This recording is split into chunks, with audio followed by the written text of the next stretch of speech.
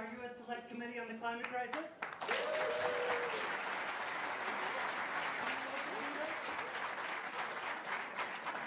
We want to open this meeting with an exciting announcement. Governor Polis has agreed to declare a climate emergency in the state of Colorado. Thank you very much. I need to, hey everybody, hey, if you want to get this on the record, we have to officially open the hearing. So would you allow us to, we're in a climate emergency, so we need to get to work on solutions. Allow us to please open the hearing officially. Right. Thank you. States Rebellion also requests zero net emissions by 2025 to convene a citizens' We are in a climate emergency. We need to have the actual hearing to focus on solutions. So welcome everyone. Welcome everyone to the House Select Committee on the Climate Crisis, our first national field hearing. The committee will come to order without objection. The chair is authorized to declare a recess of the committee at any time. I'm Congresswoman Kathy Castor of Florida. I'm honored to be here in the great state of Colorado. Without objection, Representative Diana DeGette, the gentlewoman from Colorado, shall be permitted to join the committee on the dais and be recognized for questioning of witnesses. Today we will discuss Colorado's state and local efforts to reduce greenhouse gas emissions and expand the deployment of clean energy and clean vehicles at the Select Committee's first field hearing. So I recognize myself for 5 minutes to give an opening statement. Thank you all for joining us today for the committee's first field hearing. I'm excited to be in the great state of Colorado as the committee works to develop a national climate action plan. We need to build on what is working in states and communities across this great country. It's appropriate that we are here on Colorado Day. It's the 143rd anniversary of Colorado becoming a state, Governor.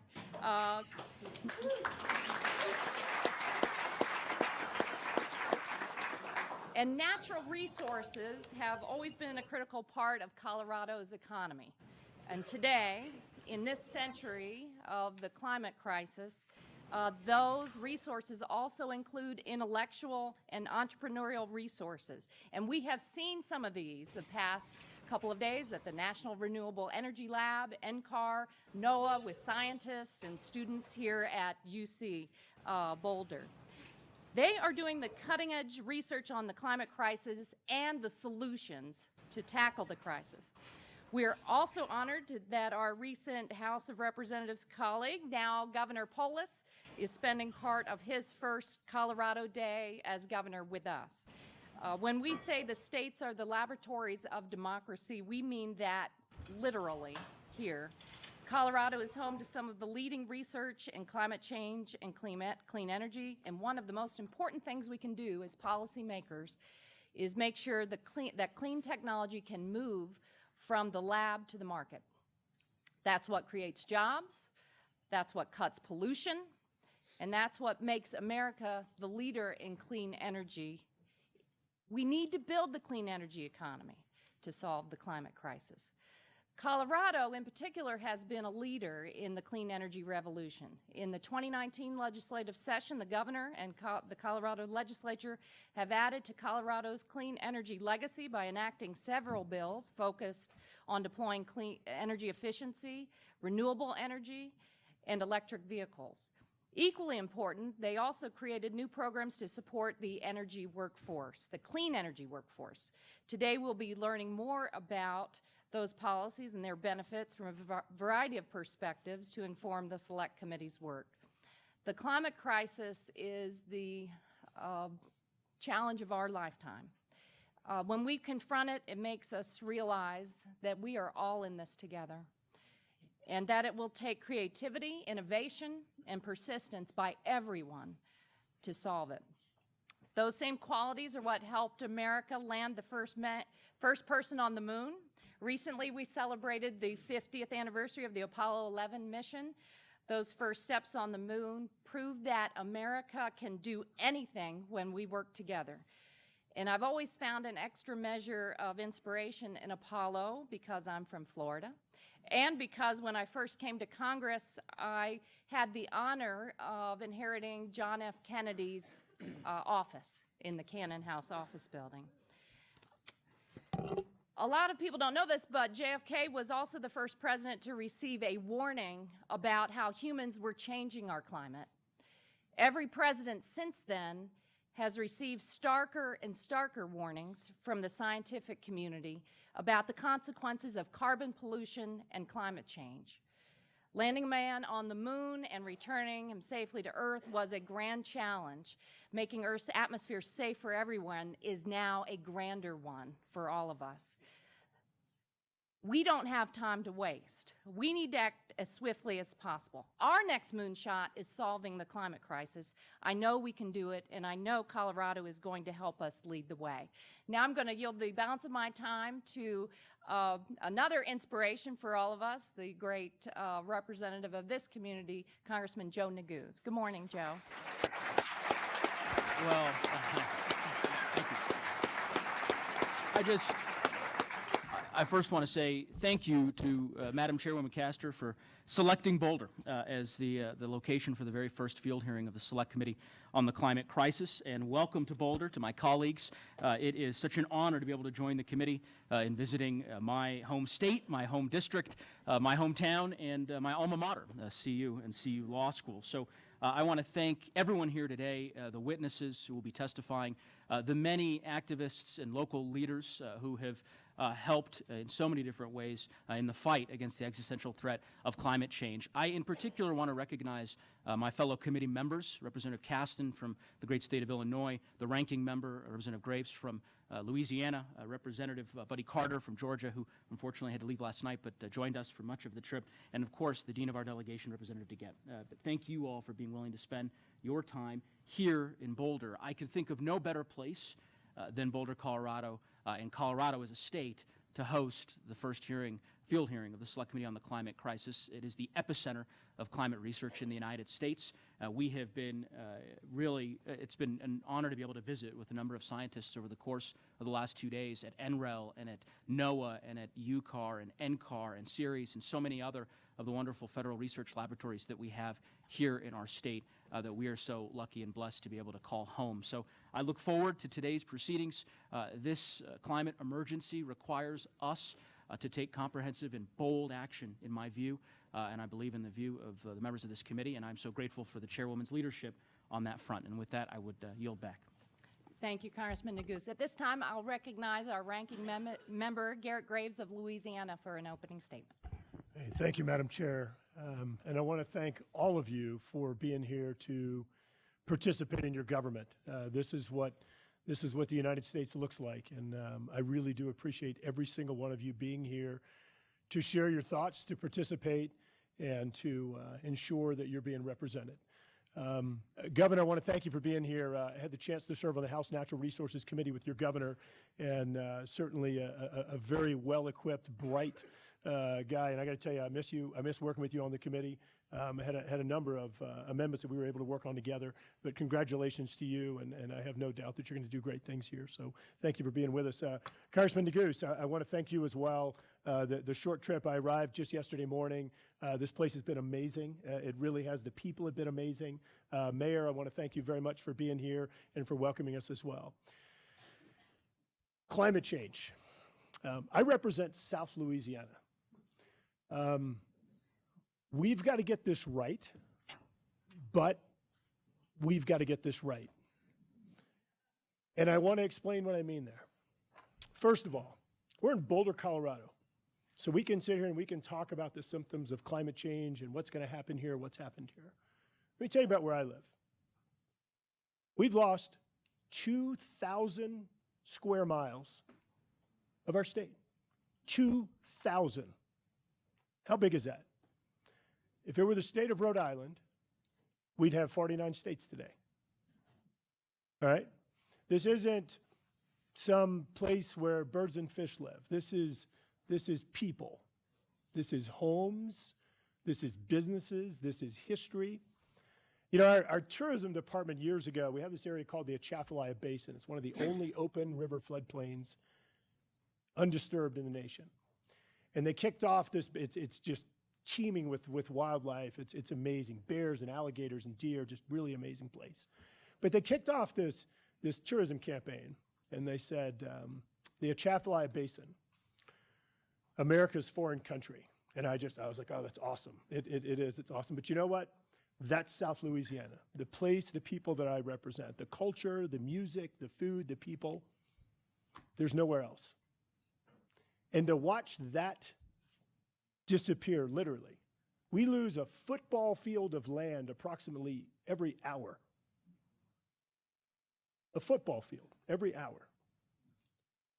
So, sea rise is one of the contributing factors. There are a few others. It's one of the contributing factors of our loss. You can look, and you've seen the International Panel on Climate Change, the IPCC, you looked at their projections of sea rise. We don't have the flat irons. If we have a slope in Louisiana, it goes from here to there. So when sea rises, it inundates. It inundates our homes, it inundates our businesses, it inundates our history, it inundates our ecosystem. I actually worked on an amendment in one of our committees. I think Joe was about to throw something at me where I tried to get Cajuns deemed endangered species. Didn't work.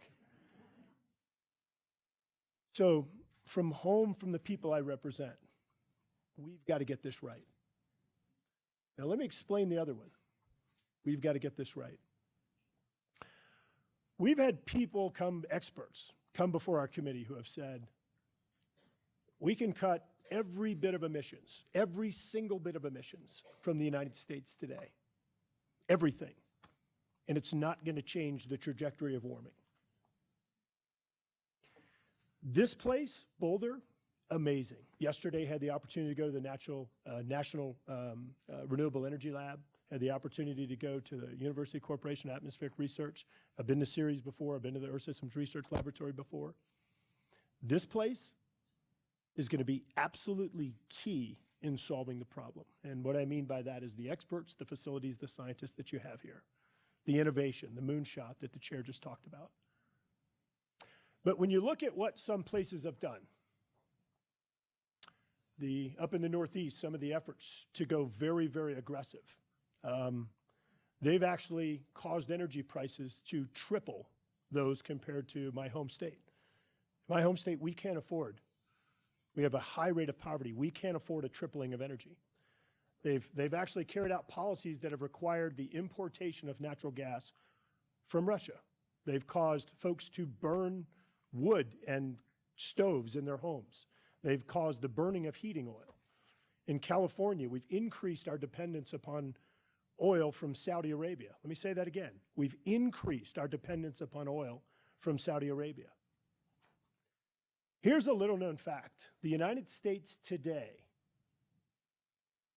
we have reduced emissions greater than the next 12 countries combined. The United States has 12 countries combined. So we can continue down this path of making this an incredibly polarizing issue and make it this big partisan fight, or we can recognize that we're all in this together, not just in Boulder, not just in Colorado, not just in the United States, but the globe. Because as the United States has been this world leader and reduced carbon emissions by greenhouse gas emissions by 1 billion tons, China, during that same period of time, has increased by 4 billion tons, more than offsetting every bit of progress that we've made here in the States. But let me say it again. This place, Boulder, Colorado, the scientists, the experts, the facilities you have here, this place is going to lead the innovation, not just for Boulder, not just for Colorado, not just for the United States, but for the world. And we're going to have to keep working together and stop this ridiculousness about all the partisan fighting that we're seeing on this issue and virtually everything else, because we are all in this together. And it doesn't matter if you're Republican, Democrat, green, purple, blue, white, whatever. When your land's being taken, when your home is going underwater, when your business is going underwater, when your history, your culture is going underwater, doesn't matter. Doesn't matter what label. It affects every single one of us. So let me say again, Madam Chair, I want to thank you for choosing Boulder, Colorado. Joe, Congresswoman DeGette, I want to thank you very much for hosting us today. Congressman Caston, thanks for coming. And most importantly, I want to thank you all for being here, for participating in your government. And we've got to work together to figure out a solution that gets it right and gets it right. Yield back. Thank you.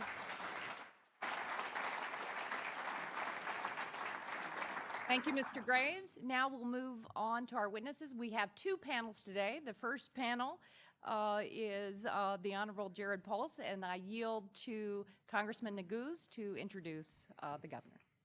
Thank you, Madam Chair. I am proud today to introduce the Governor of Colorado, Jared Polis. Before being elected governor, Jared Polis served as a board member and then chair of the Colorado State Board of Education. He was then elected to represent Colorado's 2nd Congressional District, which I am honored to serve today. The 2nd District stretches from Larimer County in the Wyoming border to the Central Mountains at the heart of Colorado's tourism economy to Boulder and the US 36 high-tech corridor. In his time in the United States House of Representatives, then Congressman Polis was a strong advocate for finding solutions to environmental issues. He was a national leader for protecting our treasured public lands to addressing climate change. After 10 years of honorable service in the United States House of Representatives, he successfully ran for governor last year in 2018 on a platform of full-day kindergarten for all, reducing health care costs, and transitioning to 100% renewable energy by 2040. As governor of Colorado, Jared Polis has made significant progress towards these goals during his first 7 months in office, and he has left incredibly large shoes for me to fill as the congressman for this congressional district. I'm thrilled to welcome him to the Select Committee's first field hearing to share his testimony and his experience. Please welcome our governor of Colorado, Jared Polis.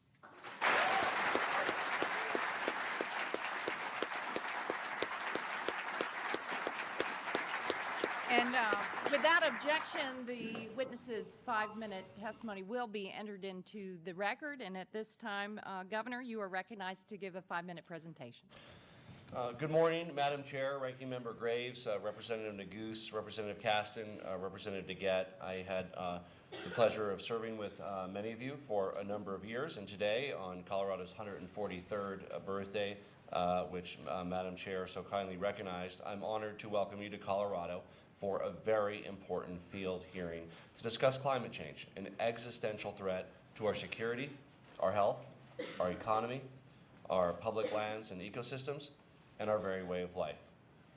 Colorado's climate has warmed substantially over the past 30 years, and even more than that over the last half-century. Time is quickly running out to take bold action to reverse and alter the current trajectory. In Colorado, we know this hotter, more erratic, drier future isn't some dystopian vision. It's impacting us right now. It's impacting our dwindling water supply, impacting our farming and ranching communities, our outdoor recreation industry, our wildlife and ecological diversity. It's causing more frequent, more devastating, and more expensive national disasters, which also cost the federal government money. If we want to preserve our way of life for future generations, we need to take bold action to address the climate crisis.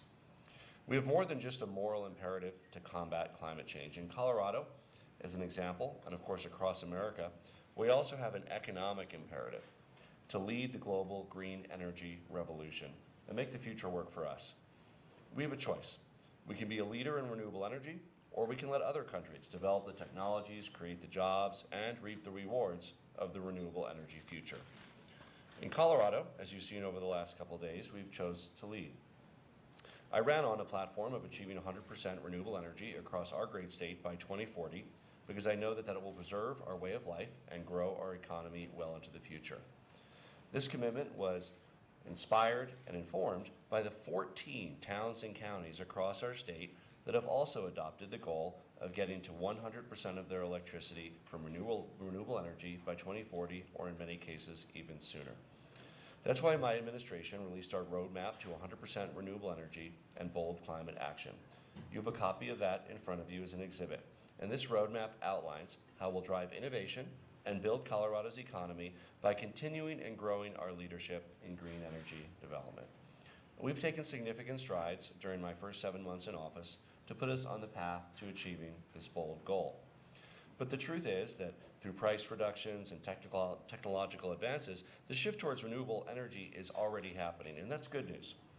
The Bureau of Labor Statistics reports that the two fastest growing jobs in the United States right now are wind turbine technicians and solar panel installers. And in Colorado, our largest utility, Xcel Energy, announced last fall that they would retire 660 megawatts of coal a decade early and replace it with more than 1,800 megawatts of wind, solar, and battery storage. In doing so, they estimate over $200 million in savings for customers with no impact on reliability.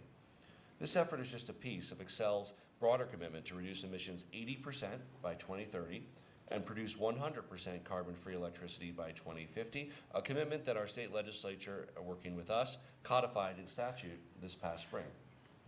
Other electric providers across Colorado, Holy Cross Energy, Platte River Power Authority, and a number of other rural electric cooperatives have also followed suit. And Colorado is proud to have the very first municipal utility in the entire nation to have already achieved 100% renewable energy, the Aspen Municipal Utility. It's undeniable that companies see a profitable future in renewables. And given the dire stakes, it's our job as policymakers to accelerate the transition towards a cleaner, greener, more sustainable, and more affordable energy future. Let's take transportation, the nation's largest source of greenhouse gas emissions. My very first executive order set into motion the establishment of a zero-emission vehicle standard and invested in electric vehicle charging infrastructure to make it easier for consumers to choose electric vehicles. We also unlocked for the grid creative financing solutions, including securitization, to help reduce the cost of retiring coal-fired plants. We also passed Senate Bill 181 to put health and safety first and give local residents a say in what happens in their communities when it comes to oil and gas drilling operations, in addition to setting up a process to minimize fugitive emissions of methane and other pollutants from oil and gas activities. We don't have to choose between creating good jobs and saving our air, our water, and our way of life. We can and we must do both by growing our renewable energy sector. When it comes to renewable energy and climate action, I believe that Colorado has a lot to show the rest of the nation.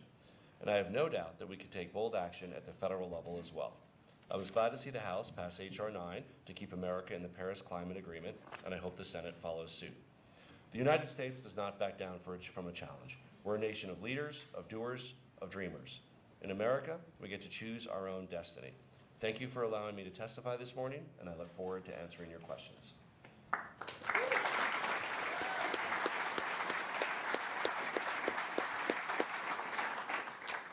Thank you, Governor, for your impressive testimony and your bold action since you've taken office. At this time, I'll recognize myself for 5 minutes to begin the questions. So to prepare for this trip, I took a look at the state of Colorado's energy mix over the past decades, and what struck me is how quickly renewable energy from various sources have replaced coal. Really just in the past 7 to 10 years, it's been a remarkable switch. You're not where you need to be, though, however. What lessons can we draw as we develop the bold climate action plan and policies at the national level? What are the lessons that you think we should write into that national climate action plan? What has worked here? What was the impetus? Give us a little guidance on where we should go nationally. The voters in our state showed a leadership role by passing a state renewable energy portfolio standard, and Colorado has exceeded that in recent years. We're at about 25% renewable energy for the grid. So we have a different mix of utilities, municipal providers, and co-ops. And in some areas of the state, it's even higher. And we know that we can do even more. At the same time that we've grown our renewable energy, we've also have, in the Xcel service area, some of the lowest electricity rates in the nation for consumers and businesses. We've also incorporated friendly policies to support distributed solar energy, including making sure that the feed-in rate is fair for people, and allowed innovative financing mechanisms and leveraged federal financing mechanisms like the PACE financing mechanism, which would, if expanded to residential in an easier way, would further facilitate distributed solar. So we look forward to continuing to work with the federal government as well as our mixture of utilities to help get them to the next level for renewable energy. So I listened very closely to the ranking member, and is very intelligent on these issues. But one place where I tend to disagree with him, and that your testimony raised, is as we transition to clean energy, it doesn't necessarily mean higher energy cost for our neighbors and for businesses. Would you expound on that point? Because in your testimony, you said it's actually helped to lower electricity bill. Yeah, renewable energy is less expensive today. So coal-powered plants often produce energy at 20 or 30% higher cost than renewable energy. It's really a question of how we can distribute those sunk costs that exist in the capitalization of coal into saving money with renewable energy. Technology is improving, prices are going down. In the long run, we don't only save money, but we're also saving money that would have been used to recover from climate-related natural disasters and health issues caused by both poor air quality as well as climate change. So it's really been a matter of working with the various forms of utilities we have to accelerate the retirement of costly coal assets, to recognize savings for consumers sooner and environmental benefits sooner. And government can't do this alone. Give us a few examples of the collaboration between the state of Colorado, local communities, and the private sector. So many of our local communities have led the way, and you'll be hearing from some. But we have 14 cities and counties across our state with even more aggressive goals for 100% renewable energy than the state as a whole. I mentioned that we have one municipal utility already at 100%. We have a second in Steamboat Springs that has announced their plans to get to 100% this year or early next year. And we found a partner in the state. So it's working with the local communities, the municipal providers, the rural electric co-ops, and of course through our regulatory authority at the Public Utilities Commission, our investor-owned utilities, to help make sure that this transition benefits customers, benefits workers, and also leads to the quickest possible transition to clean energy. Thank you, Governor. At this time, I recognize the ranking member for 5 minutes for questions. Thank you, Madam Chair. Governor, thanks again for being here, and it is great to see you again. Yesterday, we were at the National Renewable Energy Lab. Just to give those folks a shout out again, one of the efforts that they're working on right now is looking at how you position the wind turbines for renewable energy, both the configuration, the pitch and yaw, the blades, and everything else. They've been able to increase the energy generation by 14% just by changing the angles. I mean, really impressive. And you noted that the energy production cost from some renewables is cost competitive. When you look in a vacuum just at generation, one of the challenges we have is that you're going from these large-scale coal, gas, whatever fired energy plants to perhaps distributed facilities by having a wind farm over here and having a solar farm over here. The cost of generation is one thing, but we have to fundamentally rethink our electric grid. How do we do that? I mean, the cost of that potentially is going to dwarf the cost of building some of the renewable energy facilities. How do we address those costs of the grid infrastructure?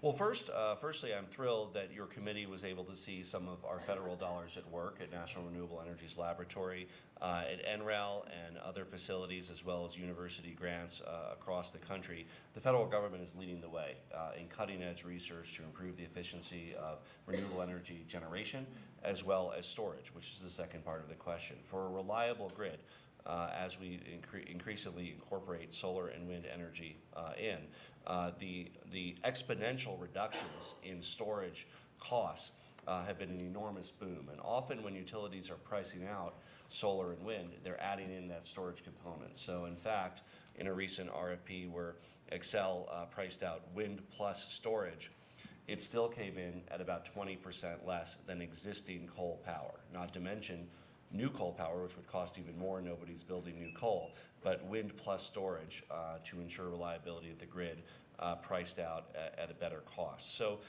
those technologies continue to improve. We appreciate the investment not only of NREL, also of sources like ARPA-E, which have invested in storage technology companies, including some here in Colorado. And that's a very appropriate role for the federal government to support the basic research that will help lead this transformation. I'd love to continue working with you on the infrastructure side of it. I think that's going to be it's an underappreciated component. But when you look at electrification of vehicles and other things, some estimate that, and I know that Colorado's been one of the leaders there. Some estimate that you're looking at a doubling or tripling the capacity the demand for electricity. Our existing grid simply can't handle it. It's not designed for this generation network. It's not designed for that volume or capacity of electricity. One other thing, in your testimony, you note that since 2010, the Colorado has doubled the renewable energy production here and has quadrupled crude oil production here. If you look globally, and we've had witness after witness come before our committees that have talked about how just stopping oil and gas production does not in any way decrease demand. It just means that the production will come from somewhere else.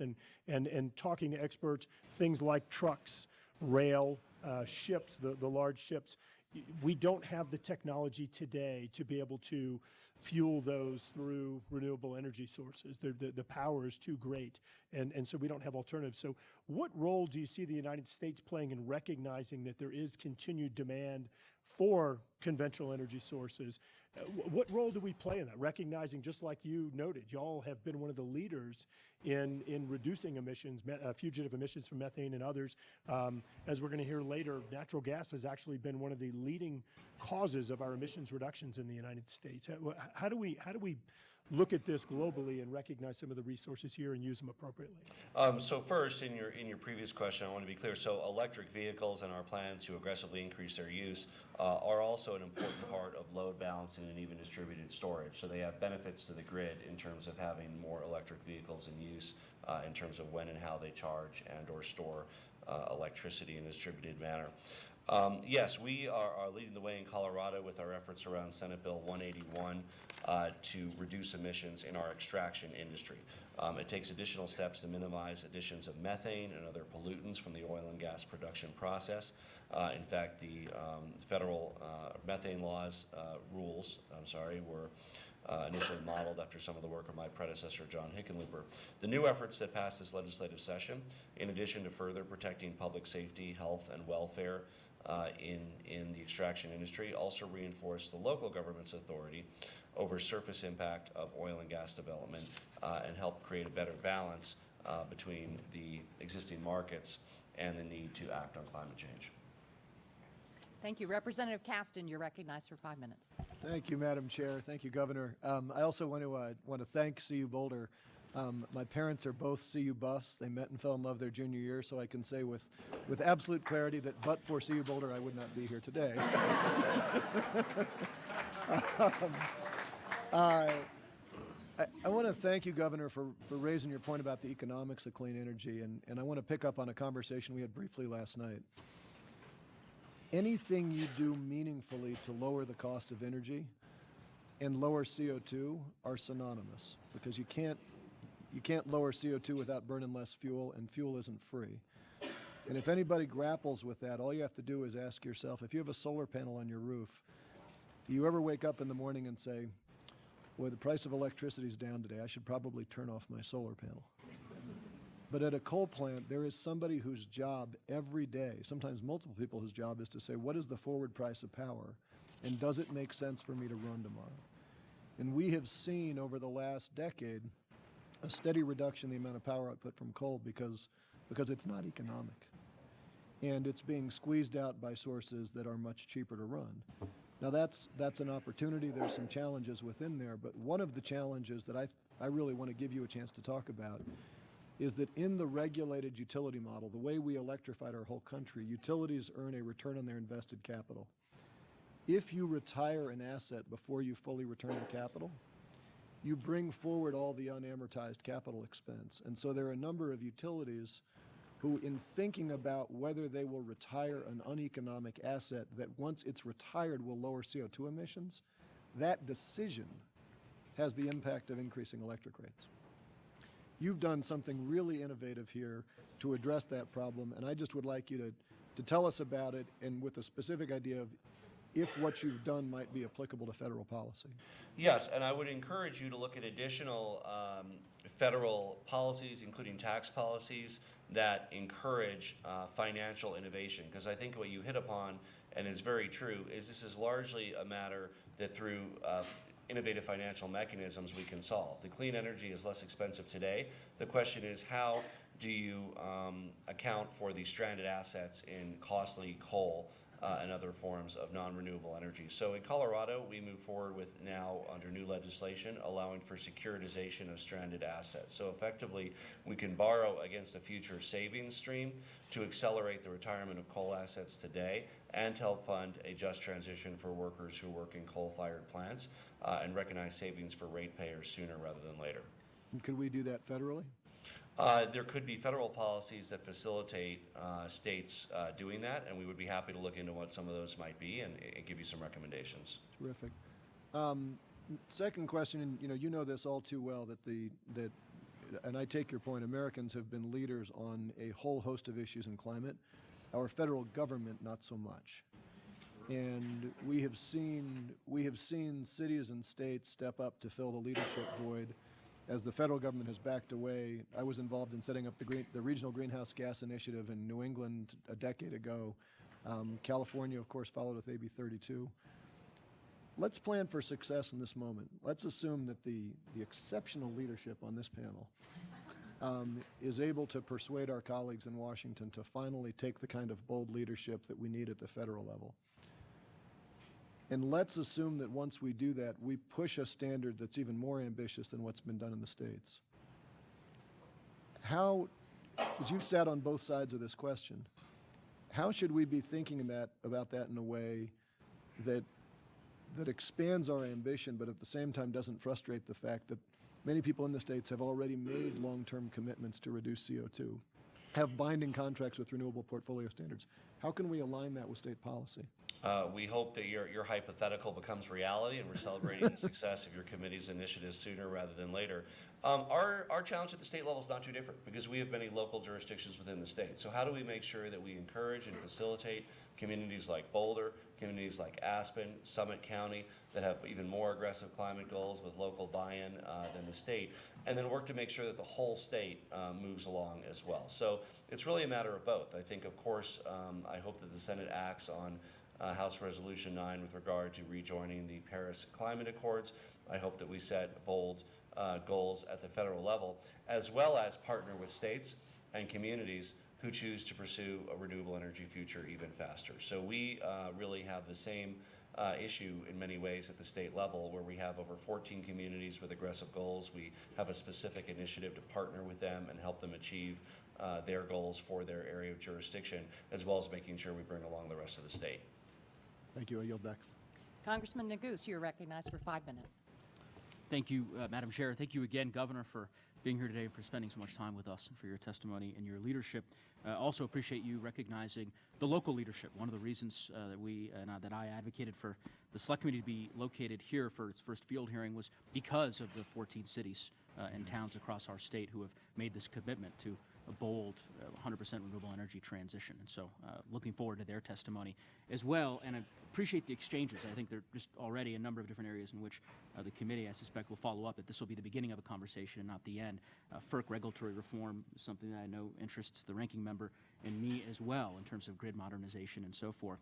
I want to talk a little bit about the legislative session this past year. And a lot of the conversations we're having right now in Washington are around the just transition and how do we make sure that folks who are working in the kind of conventional energy and fossil fuel production can transition to a stable job. My sense of it is that the legislature actually took some steps this past session on this front. The House Bill 1314, Just Transition from Coal-Based Electrical Energy Economy, that you signed into law a few months ago. Wondering if you can share lessons learned from that particular piece of legislation, how it's being implemented, and perhaps takeaways that we can glean at the federal level.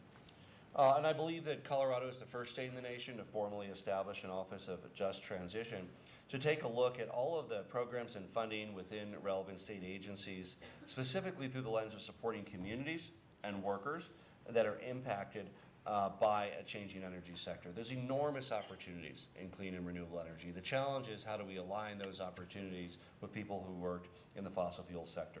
We're convening broad perspectives to inform what kinds of programs and funding we should be doing to do right by Coloradans. There's workers with unique skills and expertise in energy. Many of that ports over to the clean energy economy or other fast-growing sectors. And we need to make sure that the workers are part of building our clean energy economy. We also have to look at the impact on communities that are disproportionately employment related to coal. For instance, in Colorado, Craig, Colorado, largest employer, the coal plant there. We want to make sure that we can create a future that works for Craig rather than keep our head in the sand and allow the larger economic forces to hurt not just the workers, but continue to hurt the climate. So I appreciate that, Governor, and I think that might be an area in which we could follow up with your policy team in terms of replicating some of what you've done at the federal level. Your point about there being immeasurable opportunities in the renewable energy sector is well stated, and something we heard yesterday when we were touring one of the federal labs in particular, just about the growth potential and a manufacturing facility that was being opened in Ohio, in the heartland of America, for solar built here in the United States. So a lot to follow up on that front. Want to also ask you about another bill that was passed this session, and that's Senate Bill 19-236, which you mentioned in your written testimony. And this is around the social cost of carbon and ensuring that is playing a role in the utility planning at the Public Utilities Commission in the Department of Regulatory Agencies. I'm curious if you can kind of expound on the bill, the basis for the bill, the impetus for it, and how it is being implemented, and whether it's had an impact yet in terms of the ERPs being filed by the regulated monopolies. Sure. And again, first, to further elaborate on your previous question, when you look at, for instance, areas that have high employment in coal power production, inevitably they lay along rail lines. So you look at what other types of opportunities in advanced manufacturing can have a sustainable competitive advantage because of the location, because of the available and training of the workers, because of the access to rail for moving products. You mentioned the social cost of carbon. A traditional approach in any economics course taught here at University of Colorado or other universities talks about economic externalities and how do you measure them, right? So the issue with coal power production is the true cost of coal, namely the climate cost, air pollutant cost, is not factored in to the price that is received. So it's simply an effort at the state level to make sure that our regulators include the social cost of carbon, trying to account for the externalities of production through coal power. And I know my colleague, Representative Caston, is working on a bill that's similar to what Colorado has done. So we would look forward to appreciate partnering on that additional front. federal Exactly. examination of economic externalities, environmental, climate related, and using the social cost of carbon in evaluating those at the federal level would be a big step forward. Thank you. Thank you, Governor. I yield back the balance of my time. Thank you. Well, I'm pleased to welcome my colleague from the Energy and Commerce Committee, who I've served with for a number of years, a real outspoken advocate for climate solutions. So thank you, Congresswoman DeGette, for coming over and joining us this morning. You're recognized for 5 minutes. Thank you so much, Madam Chair, and thank you for letting me wave on to this committee. And also thanks to my wonderful new colleague here from the 2nd Congressional District. I'm really proud of him for being a member of this select committee.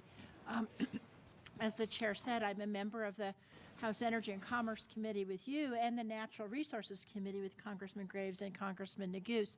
These are the two committees that are going to be writing the legislation based on this committee's findings. So I was really honored to be asked to join you today. And I'm very proud of our wonderful governor, who I served with for many years in Congress. And I'm glad you're here today because Colorado really is one of the national leaders in addressing climate change. I want to talk about one specific issue that we're grappling with, and that's Colorado's methane waste standards. Methane is the primary ingredient of natural gas, and as such is used to heat and provide electricity to tens of millions of American homes. But when methane is wasted in the environment, it's 80 times worse than carbon dioxide in its short-term impact on the climate. Now, Colorado has strong methane waste prevention rules, and the EPA and BLM emulated our rules under the Obama administration, but now the Trump administration is gutting the EPA and BLM methane rules. So I'm working on legislation to pass the Methane Waste Prevention Act that reinstates this important rule at the national level. Governor, I'm wondering if you can tell us how important it would be for Congress to enact strong methane waste prevention requirements at the national level to help supplement what Colorado is doing. You know, the Methane Waste Prevention Act would reinstate the methane waste and pollution prevention standards that were established by the BLM and EPA in 2016, in addition to requiring the Bureau of Land Management to issue new rules to further reduce the waste of natural gas from federal leases and to increase reporting requirements for new and existing wells. As you know, emissions of methane and other pollutants associated with fossil fuel development contribute to the threat of climate change and as well as air pollution, and also is a waste of valuable resources that belong to the American public. Congress should at the very least reinstate the standards established in 2016 that I would add were in many ways based on Colorado's first in the nation methane emission rules. We're going further in Colorado with Senate Bill 181, which takes additional steps to minimize emission of methanes and other pollutants from the oil and gas production process. And has the implementation of those standards gone pretty smoothly? Absolutely. Colorado continues to have strong growth in all economic sectors, and as I said, we are using that as a building block for additional efforts for methane reduction and other pollutant reduction with the new legislation that was passed this last session. One of the other issues that I've been reading about and is an interesting issue about trying to take carbon out of the atmosphere. And one of the ways we do that is actually through protecting national forests and other public lands. And the Colorado Parks and Wildlife Department estimates that the total economic contribution of outdoor recreation is about $62 billion statewide, and it's created more than 500,000 jobs. And of course, also it protects forestry and other places that can really help with carbon reduction. I'm wondering if you can talk about, for a minute, about investing in sustainable economic drivers like outdoor education in places, or I'm sorry, outdoor recreation in places like Colorado. So we formed a climate cabinet, which is an interagency working group of all the agencies working on climate, not just the agencies you might expect like Department of Energy and Transportation, but Department of Agriculture and Department of Natural Resources, because you're absolutely right. Among the many reasons to protect our public lands, of course, enormous economic drivers of jobs in Colorado, a big part of our quality of life and why we choose to live here. Yet another purpose is carbon sequestration. That's make right. sure we have healthy forests and healthy soil. And as you know, Governor, Congressman Neguse and I have a set of companion bills. One of them used to be your bill when you were in Congress, the CORE Act. The other one is my Colorado Wilderness Act, that if passed together, these bills would protect about 1 million acres of Colorado wilderness and BLM and Forest Service land. Do you think we should be doing more in Colorado to protect our incredible outdoor recreation resources? Yes, I would encourage the Committee on Natural Resources to continue their work on establishing additional wilderness areas, both in Colorado as well as other areas of the country. The economic benefits to Colorado of our public lands, protecting the famed training grounds of the 10th Mountain Division at Camp Hale, and also as part of the overall climate solution with regard to sequestration. Thank you so much. Thank you, Madam Chair. Well, thank you, Governor, for helping us kick off our first field hearing of the Select Committee on the Climate Crisis. How appropriate on Colorado Day. But thank you very much for your testimony. Thank you for your work. Keep up the good work.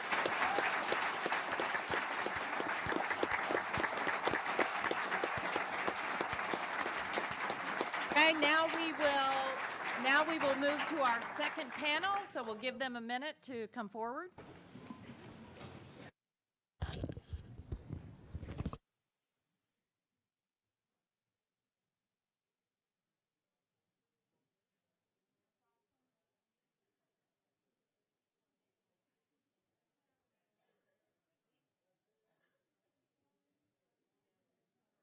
Let's make sure we got the order right.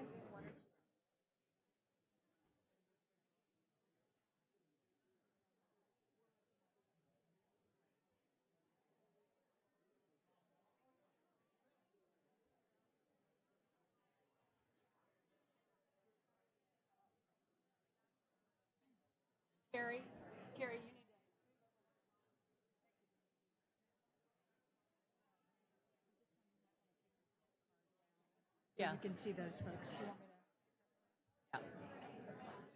They know who you are now. All right. All right, without objection, all witness statements are hereby entered into the record. Ask for order in the room. All right, can we come to order, please?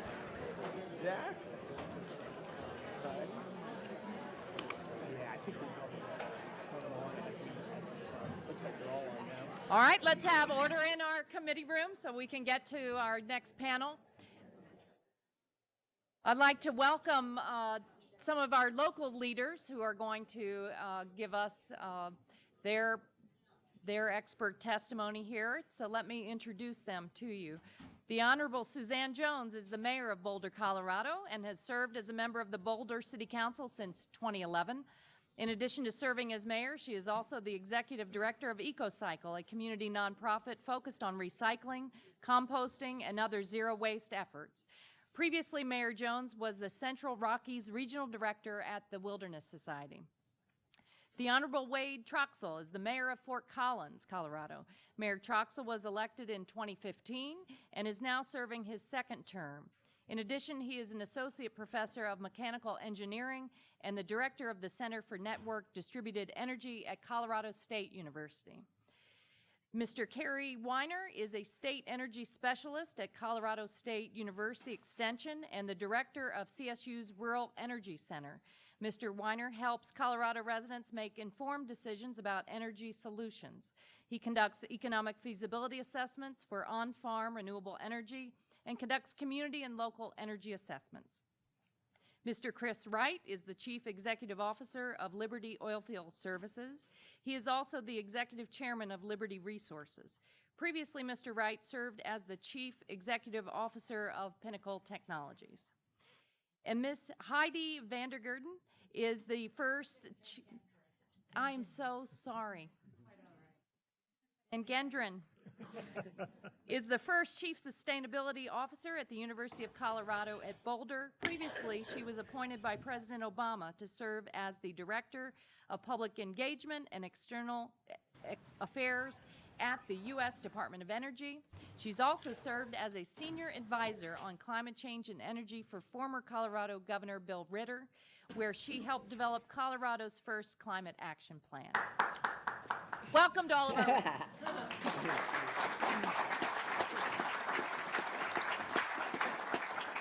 Mayor Jones, you're now recognized for a 5-minute presentation. Chair Castor, Ranking Member Graves, and distinguished members of this Select Committee, thank you so much for coming to Boulder for this opportunity to testify. I'm Suzanne Jones, Mayor of Boulder, and I'm honored to share this panel with my esteemed colleagues to discuss our climate accomplishments and talk about galvanizing a clean energy future. Like most cities, we are passionate about our community and its future, but already climate change is taking a toll. Temperatures in Colorado have risen significantly. The number of days over 95 degrees has doubled since 2000 and is on pace to double again. In the past 20 years, we've had 4 costly wildfires in the Boulder area, and the floods in 2013 caused extensive damage across Boulder County and some $4 billion of damage in the state of Colorado. So we anticipate continued drastic changes to our environment, economy, and way of life unless we, at all levels of government and across all sectors, act decisively now. First, we must quickly transition to 100% renewable energy. At the same time, we must electrify all aspects of our lives, from heating our buildings to powering our transportation. And we know these actions will result in significant benefits beyond just emission reductions. If we remove air pollutants, we save on healthcare costs. When we stabilize utility costs, we can pass those savings on to households. And, of course, we're creating more jobs and new technologies. So we should seize the power, the economic potential of this transition.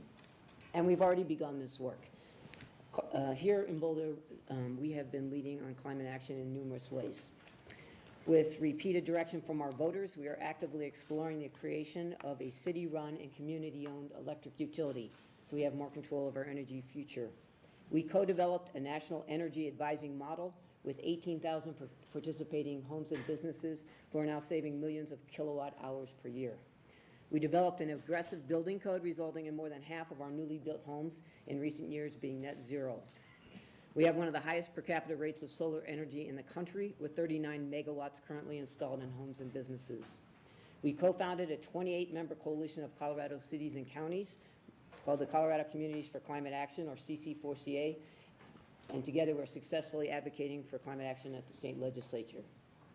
Also, using compost and other regenerative agricultural techniques, we are implementing state-of-the-art carbon sequestration efforts designed to pull back carbon out of the atmosphere while also improving soil health and agricultural productivity. And we've reduced greenhouse gas emissions 16% even as our population and economy grew. And while we're very proud of these accomplishments, we have so much more to do, and we have some lessons to share that we've learned along the way. First off, we need systemic change. Choosing a low-emission lifestyle must be easy, appealing, and make financial sense. We cannot continue to rely on voluntary behavior change alone. Systemic change means reimagining the underpinning laws, infrastructure, and economy of our entire energy system. Second, this must be a just transition. As we discussed, it must involve fossil fuel-dependent communities. It also needs to address vulnerable populations who are particularly impacted by declining air quality, rising food and energy costs, and extreme weather events. So racial and economic equity must be at the center of all climate work.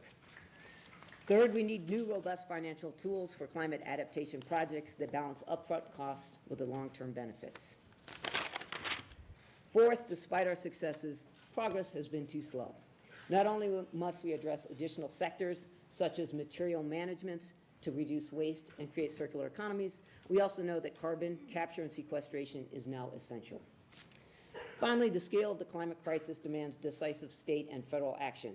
As discussed, the city is thrilled that we have a dozen new climate and energy laws in the state of Colorado, and we are proud to have participated in their creation and passage. But we need more. Moving forward, the city joins CC4CA in advocating for implementing the Colorado Climate Plan, increasing consumer energy choice, strengthening oversight of oil and gas drilling, including upholding local drilling regulations and moratorium, and other efforts to limit global temperature rise. And at the federal level, we support efforts to achieve systemic long-term emissions reductions and promote the clean energy transition, including leveling the playing field for all energy sources, making substantial investment in clean energy infrastructure, including advanced grids, battery storage, and EV charging. We support expanding fuel efficiency and emission standards for both light and heavy-duty vehicles, pricing carbon emissions through a carbon tax or a cap-and-trade program, and finally, expanding support for healthy soil and carbon sequestration efforts. Let me end by expressing my deep appreciation for the committee and for your elevating the urgency of the climate crisis.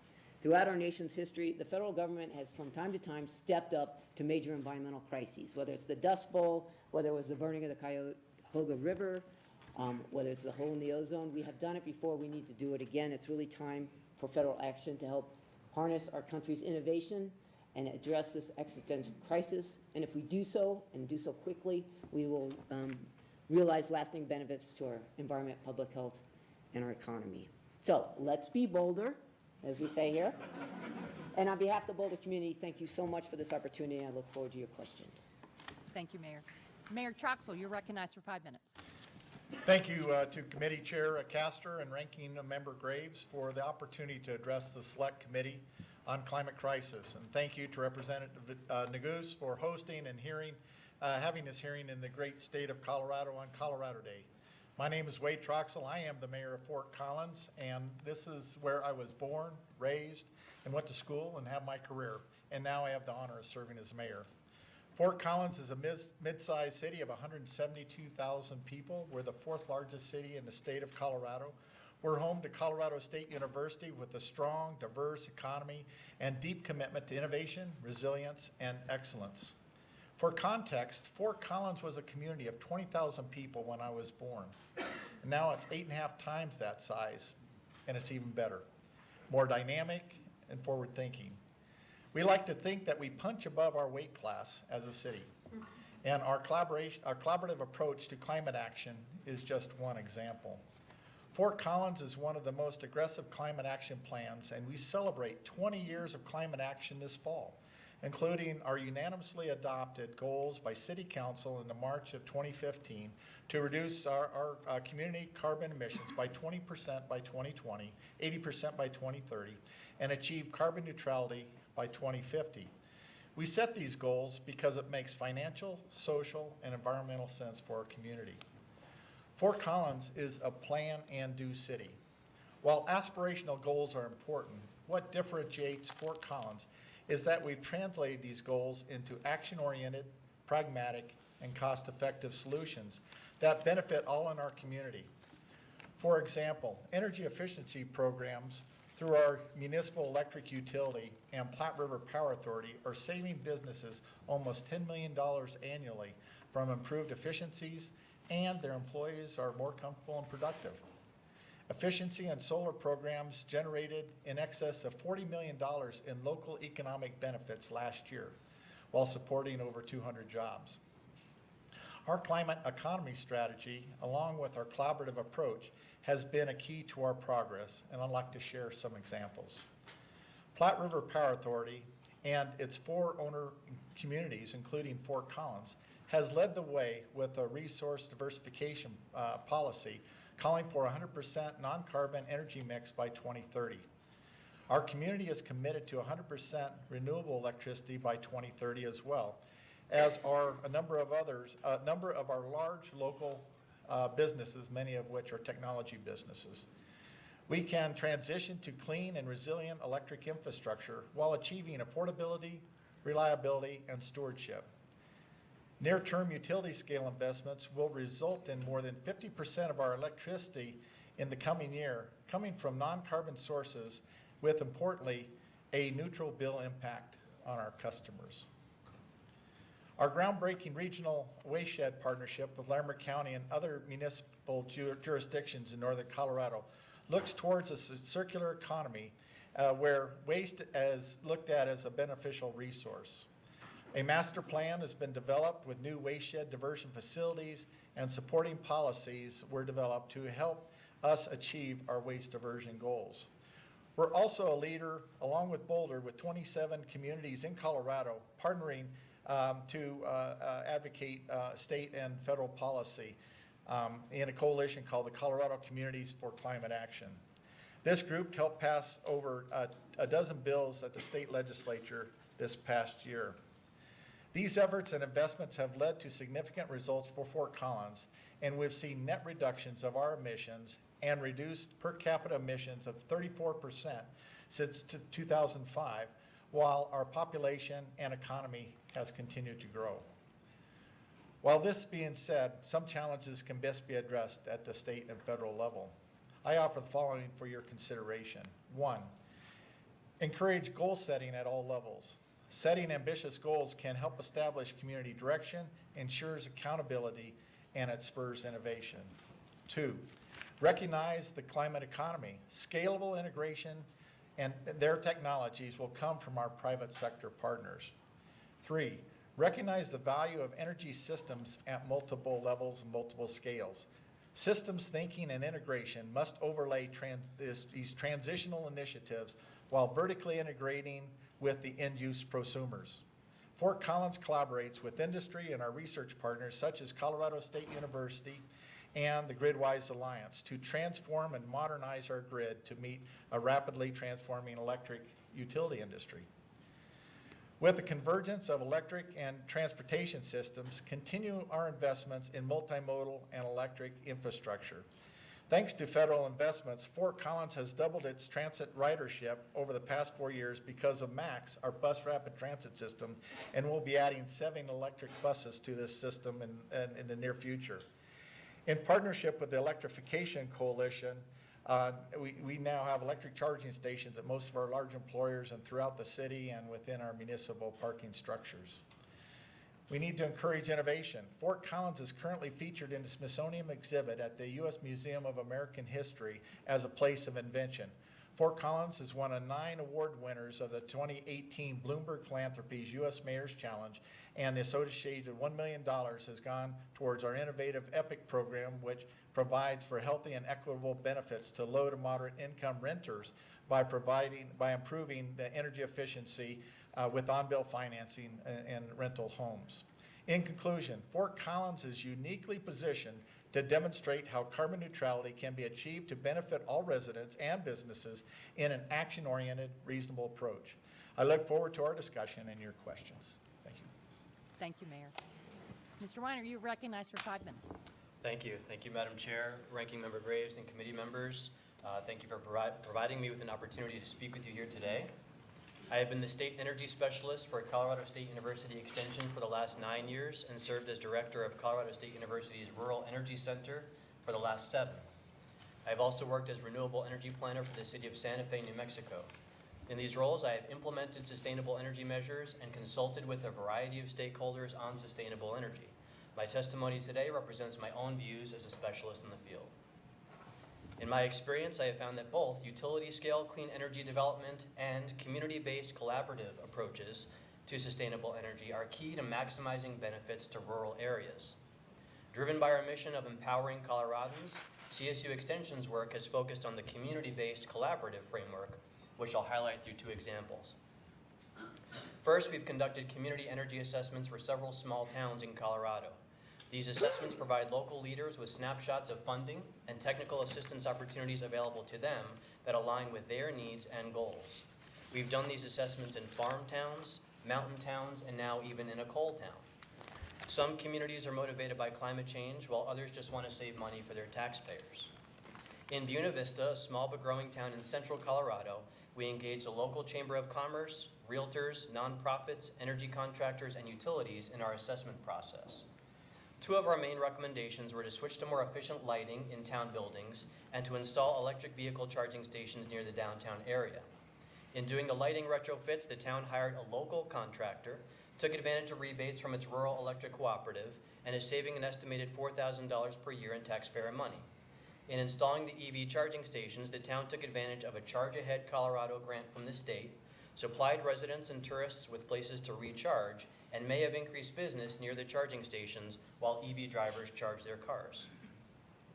Turning to agriculture, CSU Extension has been the recipient of 2 USDA Rural Energy for America program grants to conduct economic feasibility assessments for solar and wind at 60 farms across Colorado. The Rocky Mountain Farmers Union, Colorado Corn Growers, Colorado Energy Office, Colorado Department of Agriculture, and various rural electric cooperatives donated in-kind cost share to market the program statewide. 4 of our participants have gone on to apply for REAP grants of their own to install solar projects, and 2 were successful. The Weiss family out of Holyoke, Colorado, for example, installed a 15-kilowatt solar array that saves $1,500 per year on electricity for pumping water. They should recoup their investment in about 10 years. What may seem to be modest energy savings for a given local government, farm, household, or business can add up to a strong distributed network of environmental and economic benefits, along with a sense of independence for rural Colorado. The Garfield Clean Energy Program, for example, has helped 340 businesses, 1,200 households, and 34 government facilities complete energy upgrades that have saved over $2.2 million through an innovative partnership between local governments, a community college, and a nonprofit in one of the top natural gas producing counties in the state. The Colorado Energy Office and the Colorado Department of Agriculture have engaged numerous stakeholders through USDA's Regional Conservation Partnership Program to save over 1 million kilowatt hours and $100,000 across 200 farms in the state. And across the country, state extension programs have formed the National Extension Energy Initiative to learn from one another how best to maximize impact in rural areas. The federal government can strengthen community-based collaborative approaches to rural sustainable energy in a few ways. Waiving or reducing the Rural Energy for America program's cost share requirement for small business energy audits could help rural businesses benefit from energy savings and provide local jobs. Continuing the Regional Conservation Partnership program and streamlining the Rural Energy Savings Program will strengthen cooperation to help rural areas save energy and money. And restarting the pilot USDA, USDOE State Extension Energy Partnership Program, or otherwise supporting Extension's capacity to meet local energy needs would be welcome. With a presence in nearly every county in the country and trusted relationships with key stakeholders, I believe Extension is well positioned to coordinate and catalyze community-based collaborative rural energy solutions. Thank you again for this opportunity. Terrific. Thank you very much. Mr. Wright, you're recognized for 5 minutes. Thank you. Chairwoman Castor, Ranking Member Graves, and committee members, my name is Chris Wright. I'm the CEO of Liberty Oilfield Services, a high-tech hydraulic fracturing services company headquartered in Denver, Colorado. It is an honor and a privilege to be here today. The climate change issue is intimately tied to energy, the field that I've spent my life in. I specifically attended MIT to work on fusion energy. In graduate school at UC Berkeley, I worked on solar energy. After graduate school, I became an energy technology entrepreneur, working in both geothermal energy and oil and gas. Climate change is global, and hence the solution must be global. In the quest to reduce greenhouse gas emissions, we must be thoughtful. A rational global approach must balance climate mitigation, economic growth, energy access, and most importantly, human well-being. Energy matters a lot. Throughout human history, global life expectancy was 30 to 35 years. But in the last 200 years, global life expectancy has doubled to 72 years, and extreme poverty has dropped from 90% of humanity to 10% and falling. The growth in human liberty and the dramatic increase in available energy are likely the two main catalysts for this tremendous progress. Unfortunately, we still have 1 billion people in the world without electricity, and 2 to 3 billion that still cook in the deadly fashion that our ancestors did, burning wood or charcoal indoors in open stoves, which kills 4 million people annually per the World Health Organization. Liquid petroleum gas, LPG, is by far the most common, clean, and safe replacement cooking fuel that also saves women more than an hour a day not spent collecting wood or dung for cooking fuel. Energy poverty is the world's greatest challenge. As my background shows, I am for any and all energy sources, as long as they are reliable, clean, and affordable, with the power to lift humans up. The enormous annual growth in global energy demand is driven predominantly by folks rising out of poverty, aspiring to lives like ours. The U.S. shale revolution is aiding the poor abroad and at home via much cheaper energy, with annual consumer savings over $1 trillion. It has also driven natural gas to become the #1 source of electricity in the U.S., which helps clean our air and drive CO2 emissions per person down to a 50-year low. Global gas-powered electricity is also surging, displacing coal generation and pushing down emissions. Globally, coal is still by far the largest source of electricity, followed by natural gas, hydropower, and nuclear. U.S. natural gas exports not only lower global greenhouse emissions, they also lower particulate matter, PM 2.5, the world's most lethal pollutant, plus other pollutants in both Asia and our western states like Colorado, which are downwind. In fact, a recent paper by an author at NOAA concluded that Asian air pollution was by far the biggest contributor to smog in the western U.S. Hydrocarbons today provide a little over 80% of the world's energy, the same as they did 20 years ago. The U.S. Energy Information Administration projects this dropping to only a little below 80% by the year 2040, but with a much larger drop in greenhouse gas emissions with continued natural gas displacement of coal. Global energy consumption grew 2.3% last year. Think millions of folks rising out of poverty. Solar and wind combined supplied less than 2% of total global energy last year, or less than 1 year's increase in global energy demand. Hence, the trajectory of greenhouse gas emissions is impacted far more by the mix of hydrocarbons than the rate of growth in renewables. Oil production itself leads to emissions from natural gas flaring and fugitive methane emissions. These emissions are much lower in countries like the U.S. than they are in Russia, Iraq, Mexico, or virtually anywhere else. Oil and gas produced in Colorado has even lower emissions than the U.S. average due to rigorous regulations on methane capture and very little gas flaring. Even as Colorado's oil production has quadrupled, VOC emissions have dropped 40%. This is technology at work. Consumers dictate oil consumption. Regulatory regimes only impact where oil is produced, which leads to some counterintuitive conclusions, like maximizing oil and gas production in the United States lowers global greenhouse emissions, and taking regulations too far, regulatory overshoot, is counterproductive. Inhibiting production in cleaner areas like the U.S. or Colorado leads to increased global emissions, as it simply moves production to less clean places. It also hands greater control of the global energy supply to countries that are hostile to the United States, such as Iran and Russia.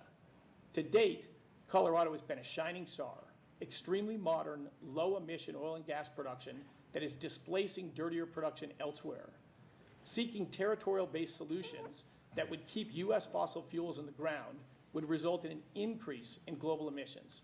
There is no point exporting our industry and jobs while importing, not avoiding the emissions. Thanks for hearing me out, and I welcome any questions. Thank you very much. Ms. Van Genderen, you are recognized for 5 minutes. Good morning, Chair Castor, Ranking Member Graves, Representative Caston, Representative Neguse, Representative DeGette. It's an honor and a privilege to be here. Thank you for the opportunity to testify, and welcome to Boulder.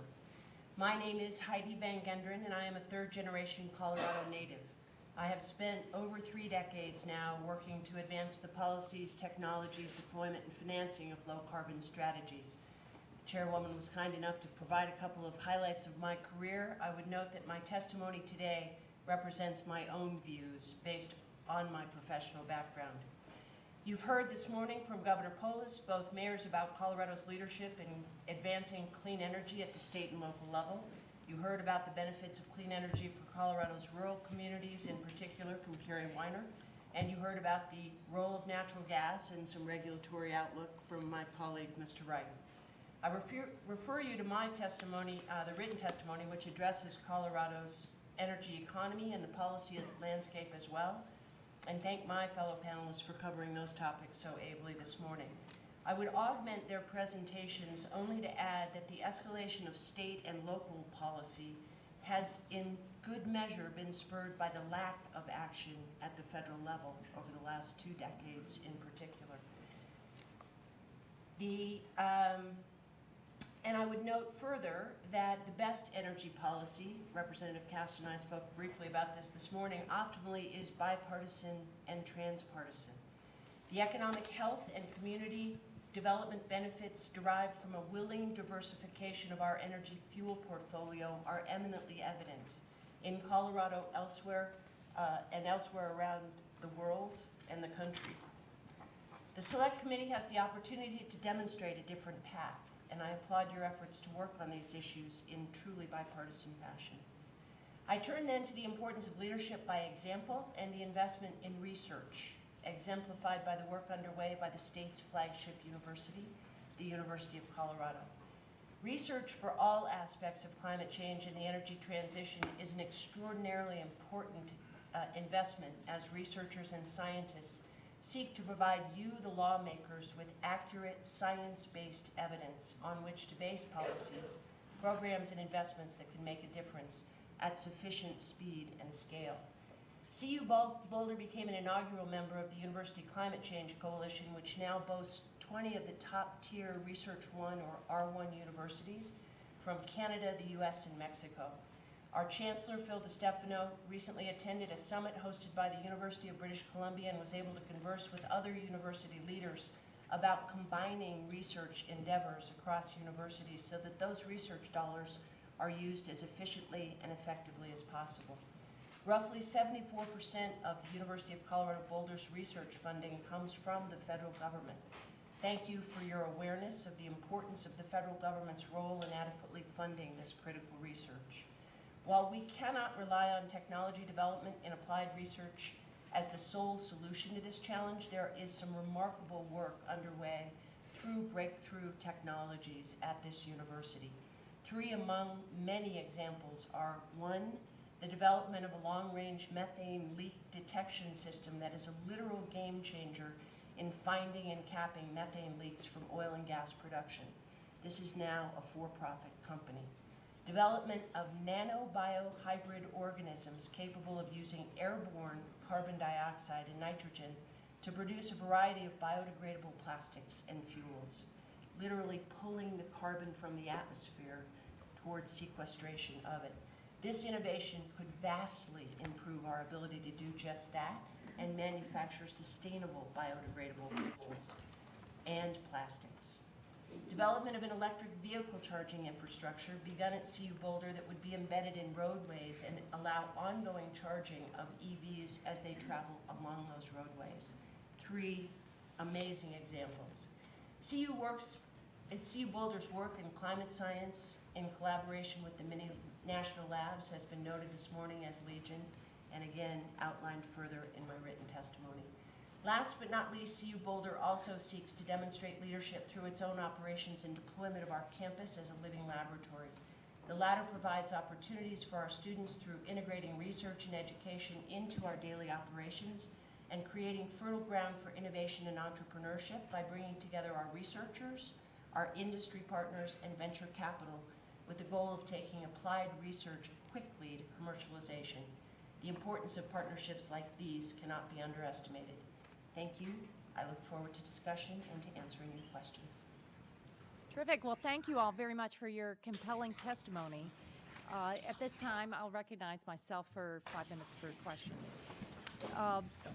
Mayor Jones, last week the Boulder City Council declared a climate emergency, passed a resolution declaring it so. That resolution commits to keeping the concerns of vulnerable neighborhoods, neighbors at the forefront as we transition to the clean energy economy and begin and kind of double down on the climate planning process. There's already too much inequity across this country. And I'd like to ask you and Mayor Troxel as well, you all have you have the finger on the pulse of your communities. What recommendations do you have for us at the national level as we develop a national climate action plan that can be impactful to ensure that as we deploy certain resources, make certain investments, that we are lifting people, that we are treating people equally, we're not leaving anyone behind? Well, thank you, Chair, for that question. We are lucky to have a partnership with the Just Transition Collaborative here at CU to help wrestle with this very issue. And several recommendations came out of that work that I would pass on to you. One is, I think, as we embark on this huge systemic change and transition, is to make sure that underrepresented communities are at the table as part of the decision-making process and their voices are heard. Another is to make sure that the jobs, the solar energy jobs, the energy efficiency in households jobs are going to those communities, to those workforces that low-income workers that can be trained and be a part of the solution, and so that they have access to that economic growth. And then I'd also say that we want to make sure that we are providing the solutions, whether it is solar on your roof or whatnot, make sure that everybody has access to that. And so for one example that we have here in Boulder is we have a low-income solar grants program to try to do just that, so that everyone is included in the solution and the benefits of it. Very good. And I'd just like to add, in Fort Collins, a priority of our council is equity and inclusion. So we look at everything that we do through that lens for our entire community, and so we have a community for all. And with that, we look at investment in our infrastructure as key because it does benefit all in our community. And finally, an important part of our community is engagement, and engagement really meeting people where they are, not coming to city council on a Tuesday night at 6 o'clock, but it's really engaging everyone where they are. And so we work closely. I would state one program in particular, working with the Center for Public Engagement at Colorado State University, and it really does bring together people. It's not the loudest people in the room, it's not the smartest people in the room, but it's everybody in the room to have a conversation and to really get to better solutions. Terrific. Mr. Weiner, boy, it's not your parents' extension service anymore. And thank you for your concrete policy recommendations for us. Will you expand upon that? What really, tell us a story, a real world example of something maybe you were surprised at the impact, or you are hopeful for the opportunity if we scale something up on the national level. Yeah, thank you for that. I think working with the agricultural sector has been a pleasant surprise in gauging their interest in renewable energy. So I think we oftentimes think of large wind farms being planted down on farms across the United States, and then farmers getting the benefit of lease payments. But what was surprising to me was just seeing the interest in offsetting their own electricity use, noting how some of these irrigation expenses make up a pretty significant part of their operating expenses for running a farm, for example. And so, when we opened up our first Rural Energy for America program grant to these folks, we had space for 30 and we filled 50 right off the bat. So I think there's a lot of interest. There are, we didn't have as many agricultural producers succeed in their own REAP grant applications as we would have hoped, but that was something that's been a pleasant surprise. And when you think about the struggles across rural America right now and so many challenges our farmers face, I think this is a very important area, and I hope the committee, we can focus a lot more time on this in the future. So thank you. At this time, I'll recognize Ranking Member Graves. Thank you, Madam Chair. Thanks again for all your testimony. It was a pleasure to meet you. Mayors, I have an important question to ask. I've heard these subtle references to UC Boulder, Colorado State University. Which one's better? Actually, we have excellent research universities, and I would actually speak to, you have a Colorado Renewable Energy Collaboratory that actually brings together Colorado State University, University of Colorado Boulder, and Colorado School of Mines in partnership with NREL, and really working collaboratively related to our energy-related needs. Thank you. It wasn't a right answer. That's political. All I know is I think I see Saints colors on that flag over there. So, hey, seriously, Mr. Weiner and Ms.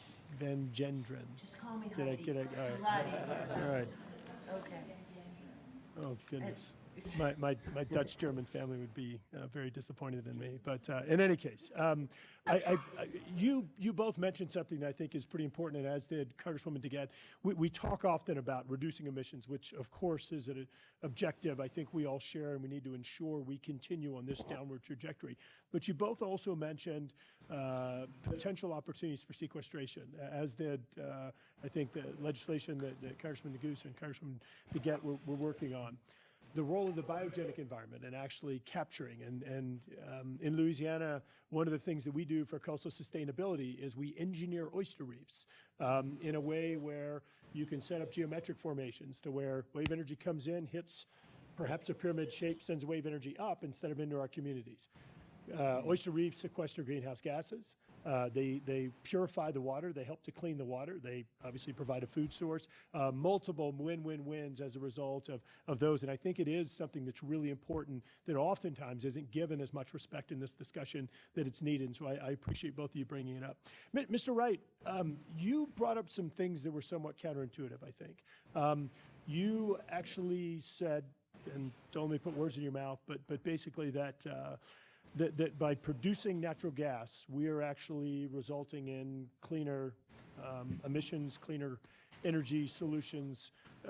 Could you expand on that a little bit? Because I think that perhaps, and particularly energy production in Colorado, perhaps is cleaner than anywhere else as a result of producing natural gas here. Yes, two points in that. The first is, over the last decade, the significant drop in U.S. greenhouse gas emissions, the single largest source of that drop, there's different studies, somewhere between 50 and 70% of the drop in U.S. greenhouse gas emissions has been from the huge surge in U.S. natural gas production, which has driven down the price, and therefore coal used to be, not long ago, by far the largest source of electricity in the United States at over 50%. Today it's down to about 30%, and natural gas has displaced it. So by burning natural gas instead of coal, it's significant. It's a half the greenhouse gas emissions. That's been the biggest driver of reduction of United States CO2 emissions. And then where it's produced, I think the second half of your question matters too. And our wonderful governor spoke about that earlier today. And when you produce in Colorado, which is even better than the country as a whole, or in the United States, we're just simply much more careful about gathering all the gas, and those technologies continue to get better. I love the monitoring technology. It's a friend of mine involved in that company that Heidi mentioned. If we collect a much larger percent of the gas, therefore less leaks out, And when you don't have the infrastructure, you have to burn the natural gas called flaring. So it doesn't release methane, but it burns and releases CO2 emissions. So there's much less of that in the United States, particularly in Colorado, than production almost anywhere else in the world. So given a constant demand for world, or whatever the marketplace demands for world oil and gas, where you produce it matters. I think I read recently where gas that comes from the United States as compared to Russia is 13% cleaner.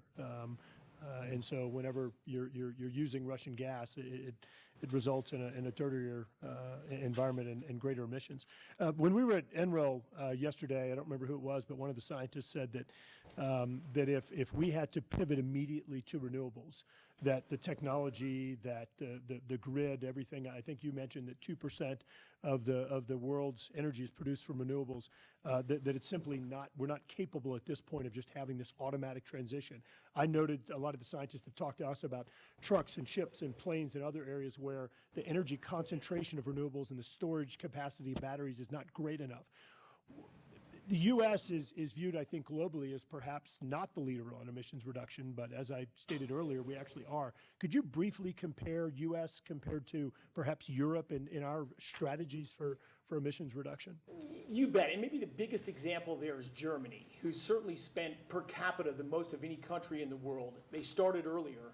Germany spent somewhere between $200 and $400 billion on their, in German, clean energy transition. And number one, they reduced their CO2 emissions over the last decade significantly less than the United States has. In fact, I mentioned the world gets 81% of its energy from fossil fuels. Germany gets 84% of its energy today from fossil fuels. And is supporting Nord Stream 2 to bring in more Russian gas. But the part that concerns me the most, to me, we should always be focused on humans, is Germany doubled their electricity prices from the start of their energy transition. They're today 3 times higher than the United States. And from their own public health data, 30,000 people are killed every year, premature deaths, because of the extra cost of energy, that they don't heat their homes. That's a significant problem in the U.S. More than 10% of Americans report keeping their house at unsafe temperatures, both too hot and too cold because of electricity prices. 14% receive disconnection notices. So I loved all the cost about lower energy prices. If we can transition energy and drive prices down, it would be fantastic, but it would be a first. Thank you. Thank you, Madam Chair. Mr. Caston, you're recognized for 5 minutes. Thank you, Madam Chair. Mr. Ed, I want to pick up on that thread, and I got to warn the crowd. I'm going to nerd out here a little bit, but you and I have very similar backgrounds. I wasn't smart enough to get into MIT, but went up the road to Dartmouth for engineering school, and then spent 16 years as a CEO of various clean energy companies. And you didn't say this in your testimony, but I would suspect you sort of intimated. One of the theories I came to early on is that we consistently make the same mistake in our energy policy that Dartmouth and probably MIT made in their alcohol policy.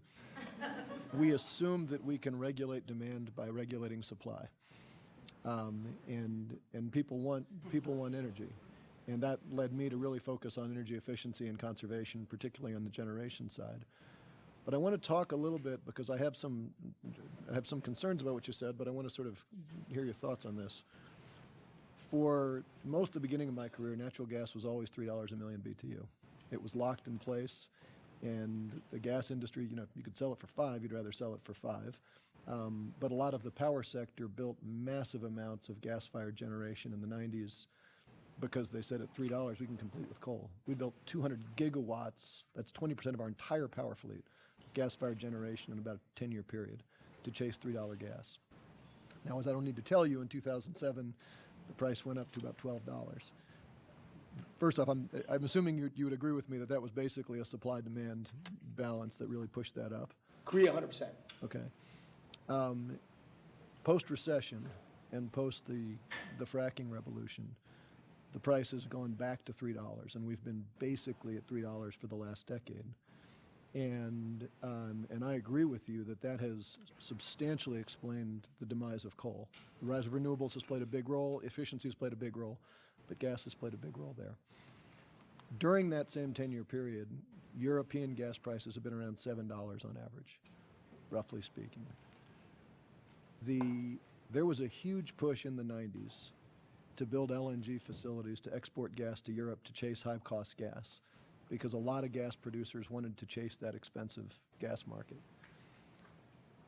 Your testimony suggested that if we export gas overseas, we will drive down the price of gas overseas. Why does supply and demand not still apply? Because we learned those lessons before, and if we raise the price of gas internationally, we will bring coal back. I appreciate very much your comments and agree with your assessment of history, absolutely. The difference is the magnitude of the shale revolution.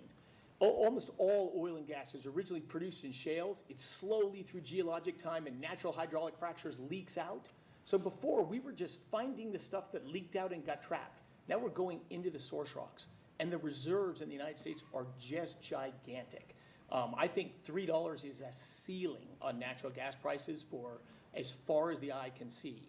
And in fact, the one thing I disagree a little bit is the United States, we used to be the largest importer of natural gas 10 years ago. Today, by the end of this year, we'll be the third largest exporter of LNG in the world.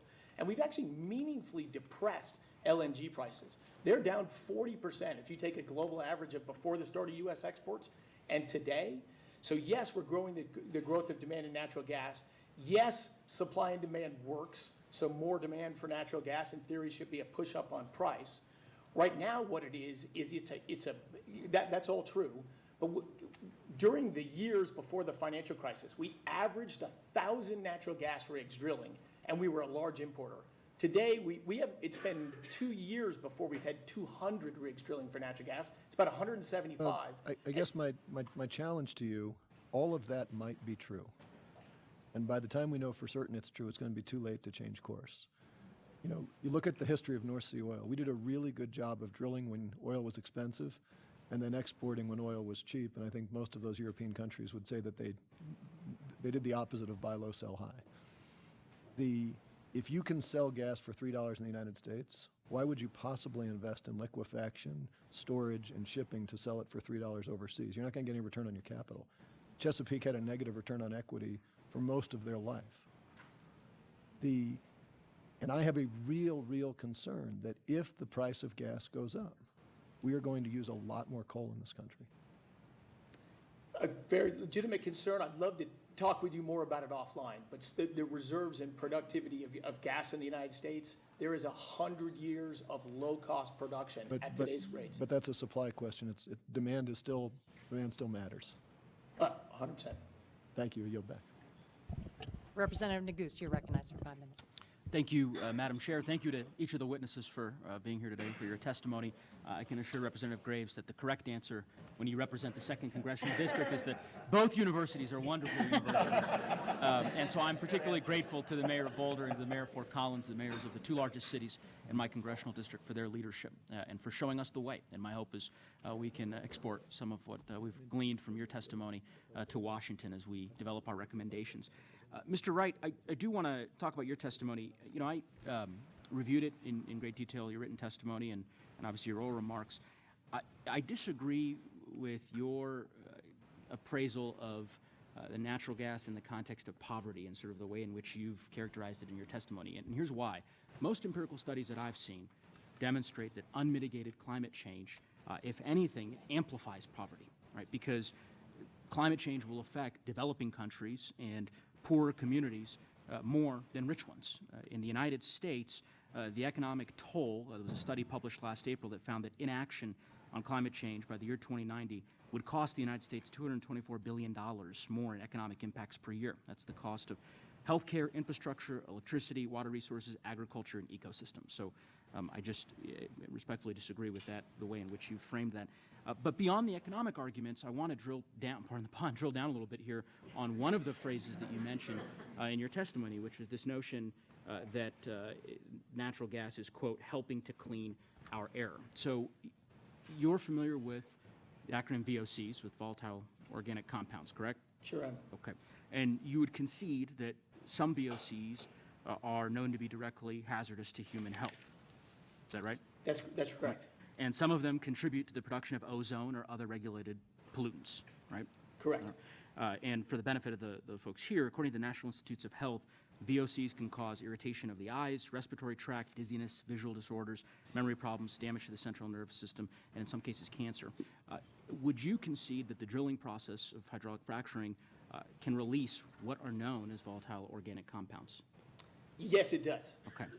And just, again, for the benefit of the record, the University of Colorado's Institute of Arctic and Alpine Research, INSTAR, completed a study this year determining that high levels of harmful atmospheric pollutants, such as VOCs, are regularly blown in to Boulder County, here where I live and where so many here in the audience live, from oil and gas wells to the east. They ran over 8,000 samples for VOCs in the study, which is a state record. And there's no other place, program, or organization in the state that has run that many samples for these types of gases. So given all of that, I suspect you'll agree with me that fracking can cause health risks regarding air quality. All energy production involves health risks for air quality. I would disagree with you there, and obviously the big focus of our work over the course of the last 2 days has been visiting with scientists that are part of the renewable energy transformation, and I can assure you that the health risks from the various sources of energy that we've been looking at, solar and wind, of course, are pale in comparison to the health risks caused by hydraulic fracturing. And I will just tell you, 2016 Johns Hopkins epidemiological study of more than 400,000 patients show that there was a significant association between fracking and increases in mild, moderate, and severe cases of asthma. Are you familiar with which industry is the top producers right now, or the top producer, I should say, of VOCs along the Front Range? The largest producer of VOCs in Colorado is naturally occurring sources. Well, I disagree with you there, and perhaps we'll discuss this further offline, but as the I think that's studies that reasonably we've well seen, documented. the oil and gas industry is the top producer of volatile organic compounds along the Front Range, which is a region that has failed to comply with federal air quality standards for more than 15 years. And so this notion that the problems in our ozone here and emissions and so forth are being caused by emissions in Asia, I'm sure this is, you're familiar with this, that just in March of this year, our air quality in Denver was 3 times worse than Beijing. So, I just would implore you, and I certainly implore others who are watching, to read the data, to talk to people in the communities that are being impacted here in Boulder County, elsewhere across the state. It is a very real, visceral issue for them. My wife and I have an 11-month-old daughter. We want to make sure that she's able to breathe clean air here in Colorado, in the place that we're lucky to call home. So with that, I would yield the balance of my time. Thank you. Can I respond?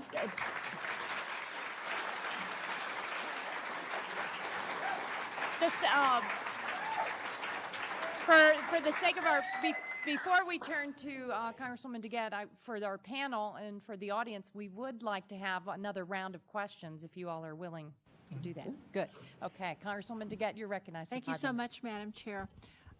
Well, I think I'd like to follow on to Congressman Negus's questions about fracking very briefly, because as well as the VOCs that result from fracking and which we're trying to deal with on the federal level, fracking also, of course, has the fracking fluid.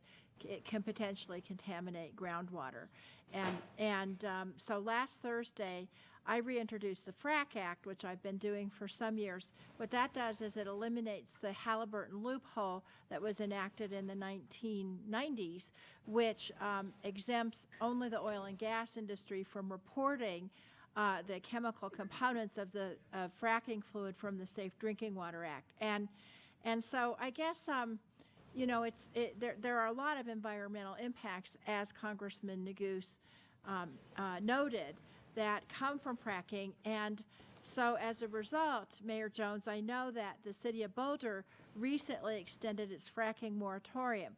I'm wondering if you can talk about the municipality's reasons for this moratorium and what it's done for your local economy here, pro or con. Thank you, Congresswoman DeGette. We have a lot of concerns in our community with fracking from 2 angles.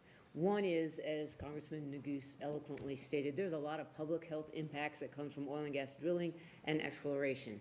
And I'll just note that Boulder County Oil and Gas Inspector did a study to look at leaks from oil and gas production and found a 65% leak rate which prompted the industry, to their credit, to go and do a big push to fix those leaks.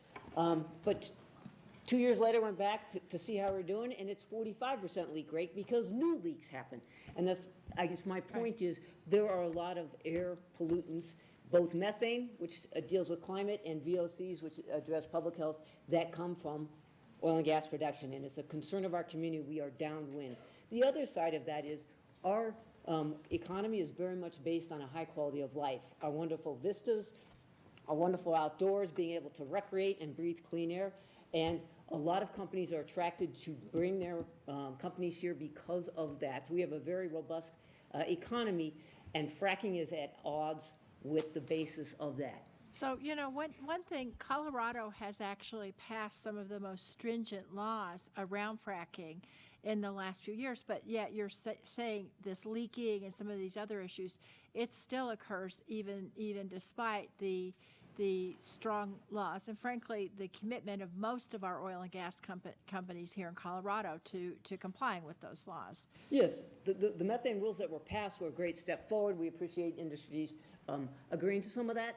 However, yes, the leaks continue, and we know how much more potent methane is than CO2. And we know that when leaks rate get in the 10% range, that the benefits of natural gas as compared to coal are drastically reduced. So let me ask you this. Would it be important for all of these laws, the methane, the CO2, the Safe Drinking Water Act, it's important to have federal legislation that sets some kind of minimum standards. Wouldn't that be accurate? Absolutely. Okay, We I all just breathe have the same air. one sort of last question for both of our mayors, because in the light of Congress's unfortunate inaction on climate change issues the last few years, which we hope to change with as all due expediency, local and state governments really have stepped in, and your testimony today is perfect evidence of how that's happened. But I'm wondering if you can tell me whether, in your view, local and state governments can do it without some kind of strong national standards. Do you want to go first? I'll just, I think we have to work in partnership with federal, state, and local governments. I represent my community, and we're committed, and we're committed in a way that we keep our heads down and keep working on what works for our community. Can you do it without us, though? No, that's where it doesn't stop at our local boundaries, and that's where working together, and that's where I think there's a state and federal participation as well. I would just add, we absolutely need your help, please. We have a window of time that's shrinking if we're going to avoid the worst impacts of climate change. And I'll just note, local municipalities cannot afford the extreme weather events that we are predicted to see, right? So we definitely need national action. And I'll note that putting a price on carbon at the national level would be one of the most useful things you could do, because it could drive all the markets, the technology, the innovation in all of our communities. Thank you. Thank you very much, Madam Chair. Great, so we'll go to a second round of questions, and thank you for your thoughtful questions, members, and answers. Congresswoman DeGette, when you said unfortunate, and you're talking about federal policy action, it struck me, we have really struggled with the Trump administration's rollback of energy efficiency standards, rollback of fuel economy standards for the cars that we drive. America has always been a leader globally in pressing for the most modern technology.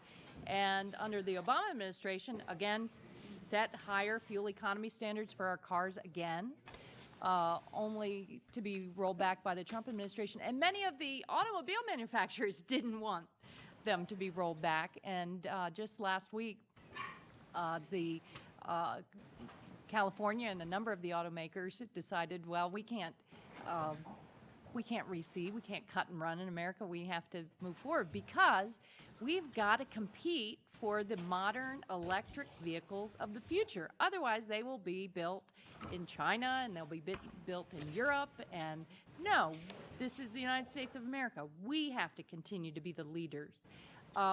You all, here, I'm going to go to our mayors again. You've been leaders here locally and have a lot of lessons that we can take away when it comes to energy efficiency and cleaner vehicles, electric vehicles. Can you share with us what you have been doing and what you would, reiterate again for the record how important national policy is and what that would mean to your communities, but to communities across the country? Yeah.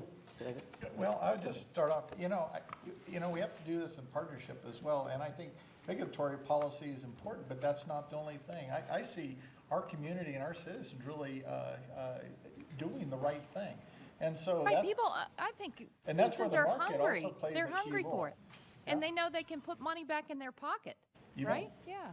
And they can see that, and that's where I think it's a partnership. That's why we focused on the climate economy. And if with a global issue, we intend to build businesses that serve the nation and the world. And that's the way we view it strategically in our community. Well, I'll note that, for example, take electric vehicles. We are very proud that EVs make about 10% of the new car sales in Boulder, so high above the state average and the national average. And part of that is because people care, and people can look at the fuel savings over the life of the vehicle and realize that. But the other is that we have state and federal tax credits that have made that much more affordable. We've also done bulk purchasing programs with Boulder County in order to deliver those savings to households. And so we're working hard to do that. We also have building codes that require wiring to be in place for charging. We are investing in infrastructure around the city and working with our governor on the state. So I think this is a team effort, but I think the federal role in providing those tax credits is key. I'll also note that I believe there's a bill being proposed or has been proposed that would raise the cap on the number of vehicles that a company can sell before they lose that tax credit. And it seems to me that it would be very useful to raise that cap so that the leaders in the industry aren't penalized by their success. Because that federal help to even a playing field on this new technology is paying off, and it's paying off right here in Boulder. So, Ms. Van Genderen, you were at DOE. You know how important it is for America to continue to invest in R&D and research so that we can maintain our leadership position in the world and build a clean energy economy. What recommendations do you have for us based upon your experience here 10 years after the failed, unfortunate Waxman-Markey bill? We're in a different place. This really is a climate emergency, and we don't have time to waste. What do you recommend? I recommend that the Congress of the United States find its compass once again. As was noted by Congresswoman DeGette, there has been, and as I also stated earlier, there's been a lot of state and local action in the absence of federal action. I would agree absolutely with Mayor Troxel that this is a partnership opportunity, that it absolutely has to be coordinated between the federal, state, and local levels. We, for example, are in the midst of helping to forge the transportation transformation in this region. This is a global issue that's going to have absolute implementation at a very local level. The transformation in transportation is going to be a partnership between the city, the county, the private sector, the university in this region that looks at strategically mapping where electric vehicle charging infrastructure ought to be placed. What are the sequential steps in the investment to further electrify? How much of the transportation sector should be electrified? If you're still plugging those electric vehicles into 52% coal power, we're not getting to our emission goals. So there are many, many parts to this puzzle, and I would really urge all of us to facilitate a more honest, open dialogue that can result in a good business plan to get us to sufficiently low carbon status. Thank you. Ranking Member Graves, you're recognized for 5 minutes. Thank you. Ms. Heidi, as Chief Sustainability Officer, if tomorrow you were told you've got to go to 100% renewables, can you identify, just give us a few of the big obstacles that you see in being able to do that? First, I would counter that quite honestly, by saying we need to mine energy efficiency first and foremost. Let's Okay. be strategic about what our sustainable energy plan looks like on this campus, in this community. And So efficiency, meaning bringing down overall demand, therefore you can. the cheapest, least carbon intensive energy is the energy you don't use at all. And that, we have not put that on the table sufficiently. It is a business opportunity again to expand that. We have a campus where there's a very old infrastructure. A lot of the buildings here were built, in fact, the first building was built before the state of Colorado became a state. So, you know, welcome to Old Maine. Talk about a nightmare for my boss who oversees facilities. It's like, oh my gosh, what do you do with that? Many aspects of the energy economy. In terms of renewables, there is the whole of the resilience consideration. So how much of the renewable energy future is going to be at a utility scale versus a distributed scale? We are certainly looking strategically at how much we can produce on this campus, but know that regionally there's going to be a broader play again to coordinate with our partners in the city, the county, and the private sector certainly to get to a greater percentage of renewable energy. We're looking at it, we're planning, we're trying to figure out what our next, right now we're looking at the 2.3 megawatts that'll add to the roughly 2.2 that we've already got. And there are, as you know, many questions about how you keep the reliability of a system, the more renewably reliant it is. Because of the intermittent power and other things where you know, the solar works when the sun's out, the wind works when the wind's blowing. Indeed. And things along those. Well, I tell you, if I had a few other questions for folks, so if you don't mind, I'd love if you could just maybe give us something and nothing formal, just any other thoughts you have on some of the obstacles to achieving that goal. You've got kind of this microcosm, and it'd be very interesting to hear some of your other thoughts along those lines. Be glad to.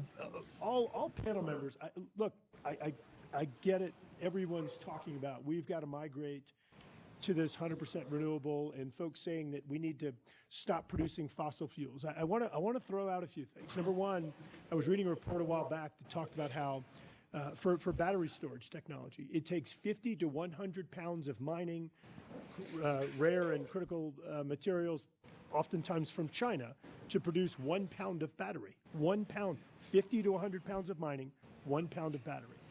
Number two, in 2011, and we had a chance to talk about this a little bit last night, in 2011,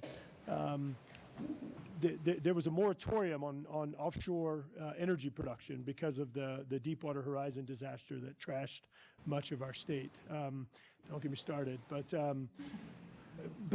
as a result, we significantly reduced domestic energy production. In 2011, the year after the BP disaster, 1/2 of this nation's trade deficit, 1/2 of the entire trade deficit was attributable to us importing energy from other countries. We've had witness after witness come testify before our committees. If we just come in and just say, hey, we're going to stop producing, it doesn't stop demand because you have a system. I talked about the grid earlier, or the trucks or planes or what have you, that continue to be dependent upon these energy streams. So we still have demand or dependence upon these streams. So if we're going to be dependent upon those, it seems like it makes more sense to produce it where we can do it safest and cleanest, and that's the United States. Mr. Wright, do you want to expand on that? And also, I think you wanted to respond earlier to the question you received from Mr. Neguse. Yeah, thank you. I'll take both of it. A real quick answer to your thing is just it's best to have honest accounting. We have a much more black and white dialogue than really represents reality. There's 100 tons of coal inside every wind turbine tower. 100 tons in the tower. Roughly another 100 tons used in the thermal process to get the coking coal into the tower. The blades are made in meaningful part out of oil and gas. They're mined in China, they're to transport, to assemble, to monitor. It's impossible to have a wind farm without oil and gas. Impossible.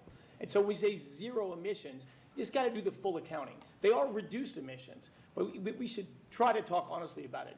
And Representative Neguse comments about VOCs, which are definitely health hazards, absolutely.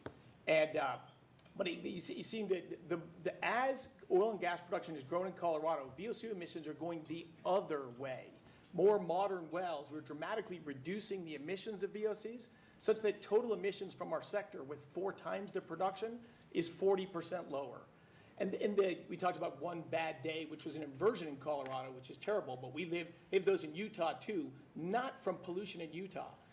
Pollution coming from out of our state into our state is a big issue, and we should account and look at that as well.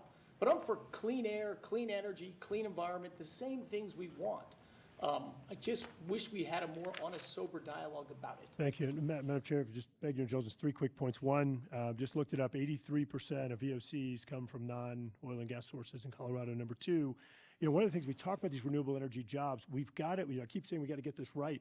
90%, in fact, we talked about this at NREL yesterday, over 90% of the solar panels are made in China. They stole our technology and are sending it back to us. So we've got to think about how do we ensure that those jobs are anchored here? How do we do that differently than we've seen with those? And lastly, under Waxman-Markey, if that had been enacted, or let me put it this way, through our emissions regime so far, we have actually reduced emissions greater than projected under Waxman-Markey with cheaper energy prices by doing it without Waxman-Markey, and it's an important thing to keep in mind. I think we can keep building on these successes.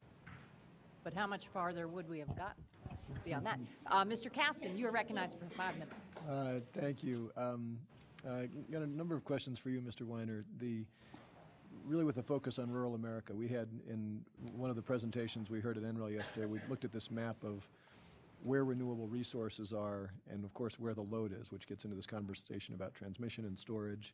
And they don't always overlap real well, right? The solar is primarily in the southwest, geothermal is primarily in the northwest, wind is in a lot of places, but primarily this big stripe down the middle of the country. Biomass is kind of everywhere, but it's particularly concentrated in rural areas, and the sustainable portion of biomass is inseparable from wildfire risk. Forestry managers talk about wood on the forest floor as fuel. They don't mean fuel for a power plant. They mean fuel when it's a dry summer and a lightning strike comes along. But it is, of course, a source of generation fuel as well if we could access it. And as the only renewable source that is baseload and dispatchable, I think it's pretty important we find some way to get it. The challenge, and by the way, their estimate was that sustainable slice of biomass, we could make about 100 gigawatts. That's about the size of the whole U.S. nuke fleet. It's about 10% of the U.S. grid. It's meaningful. The challenge is that, as all of you know who've hiked in the forests around here, that wood on the forest floor is not necessarily near a road. It's on a steep slope, and it's really hard to get it out. But if we could get it, it's a fantastic job creation. So I'd just like your thoughts with as much time as we have left. I suspect you have some. What could we be doing federally to help ensure that we can cost effectively and sustainably get that fuel out of a place where it's going to burn and just pollute the air into a place where we might use it as a source of renewable energy? Yeah, thank you. That's a great question, and I know that CSU has done some research on that. USDA did fund the Bioenergy Alliance Network of the Rockies project. This was maybe 5 years ago, a $10 million grant, I believe, through USDA to help our researchers look into using fallen and dead biomass as a liquid biofuel.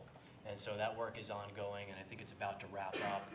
So hopefully CSU has some recommendations for the federal government to offer. I agree with your assessment of the challenges.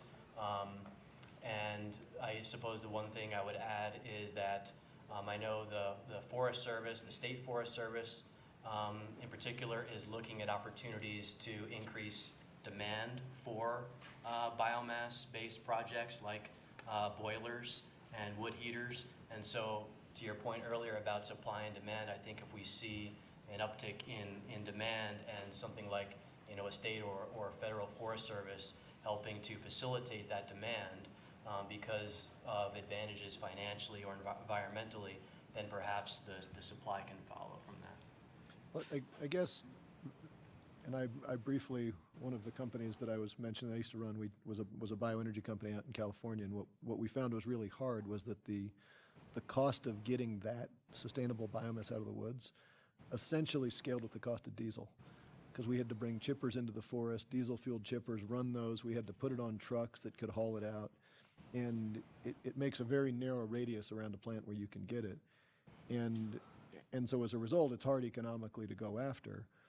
But in the meantime, you still sit there and say, leaving aside, the self-interest of various businesses out there, you fly over and you see all that fuel waiting to catch. And so there's much like the social cost of carbon, there is a societal benefit in getting it out of there and not indexing that to the cost of diesel. But I don't know that we have tools. So are there tools you've seen in place to help give people the right incentives to get that wood out of the forest? I personally can't speak to those tools. It's not an area that I've had a lot of experience in, other than to say there is a biomass plant in Colorado, in Gypsum, Colorado, on the west slope, that has made it work for them. So I'm happy to find some resources for you and connect you with them. Thank I you. would note, Representative Caston, that the fire hazard has changed that equation somewhat on what is viewed as necessary and economic for the recovery of some of that wood. In what fashion? In that the fire hazard in the state is so great because of that woody biomass, the red dead trees that you see along I-70, that the imperative has shifted a little bit in terms of what's economic. So let's find some ways to get it out. Yeah, and as Carrie noted, the Danes will tell you it's best used for liquid fuel, not for generating electricity Okay. from an efficiency standpoint. Thank you. I yield back. Representative Neguse, you're recognized. Thank you, Madam Chair. I do have a couple of more questions for our mayors, but before I do that, I just want to address a prior point with respect to Mr. Wright's rebuttal, and that is, I do think this is a conversation that should be sober-minded and focused on the data, and so I will ask for unanimous consent to admit to the record a publication from the Journal of Geophysical Research Atmosphere on source characterization of volatile organic compounds in the Colorado Northern Front Range metropolitan area during spring and summer 2015. Without objection, if that's Without objection. and it just suffice to say that I think it confirms the veracity of the statistics that I mentioned earlier. I will also just quote from an article, this is 2 days ago, that emissions from oil and gas wells account for about 12% of Colorado's total release of greenhouse gases, according to the state's best estimate, which it has acknowledged is flawed. The industry is the top producer of volatile organic compounds along the Front Range, a region that has failed to comply with federal air quality standards for more than a decade. That article cites, and this is one of the benefits of having a field hearing here in Boulder, is it cites the science, which is from a study that was published in July of 2017 by scientists at NCAR, which is, of course, here in Boulder, which we were fortunate enough to visit just yesterday. So with that, I would just, again, admit those into the record and proceed to my questions with the mayor. So the question, I guess, Mayor Boulder and the Mayor of Fort Collins, you both mentioned in your written testimony, and I believe Mayor Troxel, you mentioned it in your oral testimony, the work that's being done with the coalition of cities in Colorado. And I wonder if you could expound upon that a little bit. It just is fascinating to me, and I suspect maybe to some of my colleagues on the committee. The cities are very diverse, very different, and I'm curious as to how those interactions have gone and how you were able to build a coalition of cities that are perhaps politically different, obviously in a variety of different ways, to come together around this common goal of bold climate action. We'll jump in there. We were proud to be one of the initial entities bringing this together, realizing that we all breathe the same air. We all like to ski in our mountains. And some of the folks that are, some of the entities that are participants are mountain communities that are very much dependent on a robust snowpack and not having it melt too quickly and things like that. So there's a lot to bring us together, and there was a recognition that working together across party lines, across geography, across sizes of towns, that we would get a lot more done at the state legislature, and that is certainly borne out. So with the 28 cities and counties, it represents a sizable portion of the population of Colorado. So suddenly we're getting a little more attention. But I'll just note that there's a lot of commonalities. Again, we've touched on some of them, which is the impacts we are already feeling from climate are real. They're costly, they're dangerous to our citizens, and they affect both our quality of life and our economy. And that is the same regardless of whether you are Republican, Independent, or Democrat. And I would add just to that, there are a lot of similarities between the communities, and I think by coming together, there's also where we can share best practices. Although we might be neighboring communities, oftentimes we don't know exactly what's going on in each other's communities. So being able to share those best practices, and clearly the impacts, we can discuss those. but also what are the solutions and what are we doing? Because a lot of it, at least from my perspective, is translating the challenges into real solutions at a local level. Because it might be land use policies in terms of district heating, or it might be transportation policies, or it might be other sorts of things that, we can translate what is the challenge into what we can do at the local level. Thank you both again for your leadership. Thank you to each of the witnesses for their testimony, and knowing that we're getting closer to the conclusion of the hearing, we just reiterate again my thanks to the chairwoman and to my colleagues who traveled at great distance, to Representative Graves and Representative Caston for coming to Boulder. With that, I yield back the balance of my time. Thank you, Congressman Neguse. Congresswoman DeGette, you're recognized for 5 minutes. Thank you so much, Madam Chair. Mr. Wright, I heard you talking, and I do agree that some of these emissions, the CO2, the methane, if there's groundwater contamination, that doesn't just stop at state boundaries or municipal boundaries, and I think that's what I heard you say. Is that correct? That's correct. And so therefore, in Colorado, for example, the oil and gas industry, they comply with the Colorado rules around fracking and emissions. Is that right? Yes. And would you agree with the governor and me and the others? Colorado has one of the strictest methane rules of any place in the country. Is that right? That's right. And the industry in Colorado, to your knowledge, tries to comply with that methane rule. Is that right? That's correct. And so, wouldn't it seem to you that that probably, if we want to stop methane contamination all around the country, we should reinstate the federal methane rule? As I talked about, No, yes or no will work. Not as currently. You don't think so, even though methane emissions from other states may come into Colorado's local governments? There's right ways and wrong ways to do things, but yes, reducing methane emissions is a positive thing to do. Uh-huh. I will mention. But you don't think we should renew the federal methane statute? Is that right? In its current form, no. Okay, thank you.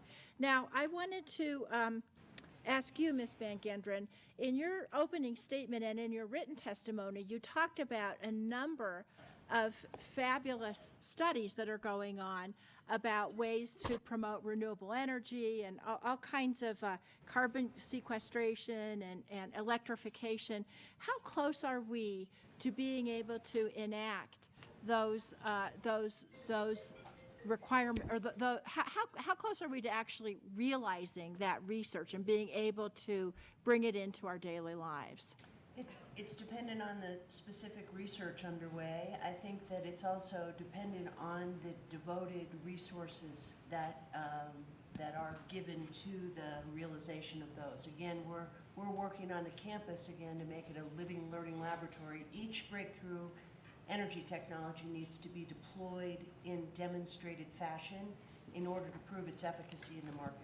So if you get the federal funding that you need to support your research projects, will that help expedite the implementation? It could absolutely speed it up. And will some of this research actually help us as we try to move to a zero carbon emissions There are some, if economy? brought to scale, many of these could be game changers. Okay, Absolutely. thanks. I want to follow up on something actually that Mr. Graves was talking about, because we have really seen in Colorado how having a commitment to shifting from fossil fuels has really worked. I like to talk to our colleagues in Washington about this. In Colorado, the legislature tried for some years to pass a renewable energy standard, and they were unable to do so because of the opposition of the utilities and the oil and gas industry. So finally, by voter initiative in 2004, we passed the first renewable energy standard in the country, which was by initiative, and it was 3% by 2007 and 10% by 2015. This was so wildly popular, the people in the audience know this, that the legislature has now increased the standard 3 times since 2004 with the support of the utilities and the industry. And HB 1001 set a standard of 30% by 2020. Still not enough, But I'm going to guarantee you, with the commitment of our citizens and our businesses working together, that we're probably going to exceed that, and we're going to have to go in and do more. And Xcel Energy, which is one of our big energy companies here, has made a commitment to zero carbon emissions by 2050. Again, not fast enough, not close enough, but this shows how fast this economy is moving, and it also shows when you have a commitment by by local governments and by a state to actually do something, you can do it, and in a way that benefits the energy industry and that really benefits the constituents in the economy. So that's why we can't just sit around in Congress and say, well, if we would have passed Waxman-Markey, then that wouldn't have been enough. We've got to be bold, we've got to be aggressive, and we have to have strong energy standards that are going to not only save our planet, but are also going to improve our economy. So thanks again, Madam Chair. Thanks for having us. We love having you. I think that's a great statement to end on, but I want to thank everyone for attending today. It's clear that Colorado is a leader, but we need your passion and your energy, your commitment, because we cannot do it alone. As I think was established here today, we can have all the terrific climate action here on the local and state level, but unless we have a bold federal climate action plan, we are not going to be able to reduce carbon pollution. We're not going to be able to adapt as we need to adapt our communities. We're all in this together. So I invite you all to follow the work of the committee, follow us on social media, be an engaged citizen, help us develop this climate action plan. It's only through working together that we'll be able to develop the bold solutions that we need. So at this time, I'd like to advise the witnesses that you may get some follow-up questions. Please work as expeditiously as possible to relay your answers to the committee. Thank you again for the University of Colorado Boulder, and I'll recognize the ranking member for a unanimous consent request. Madam Chair, I ask unanimous consent to enter into the record a document developed by Ceres, UC Boulder, titled Accounting for Ozone, showing the ozone non-attainment since 2007 and some of the causes here. Without objection, and without objection, all members have 10 business days within which to submit additional written questions for the witnesses. Please respond as promptly as you're able. The hearing is adjourned. Thank you.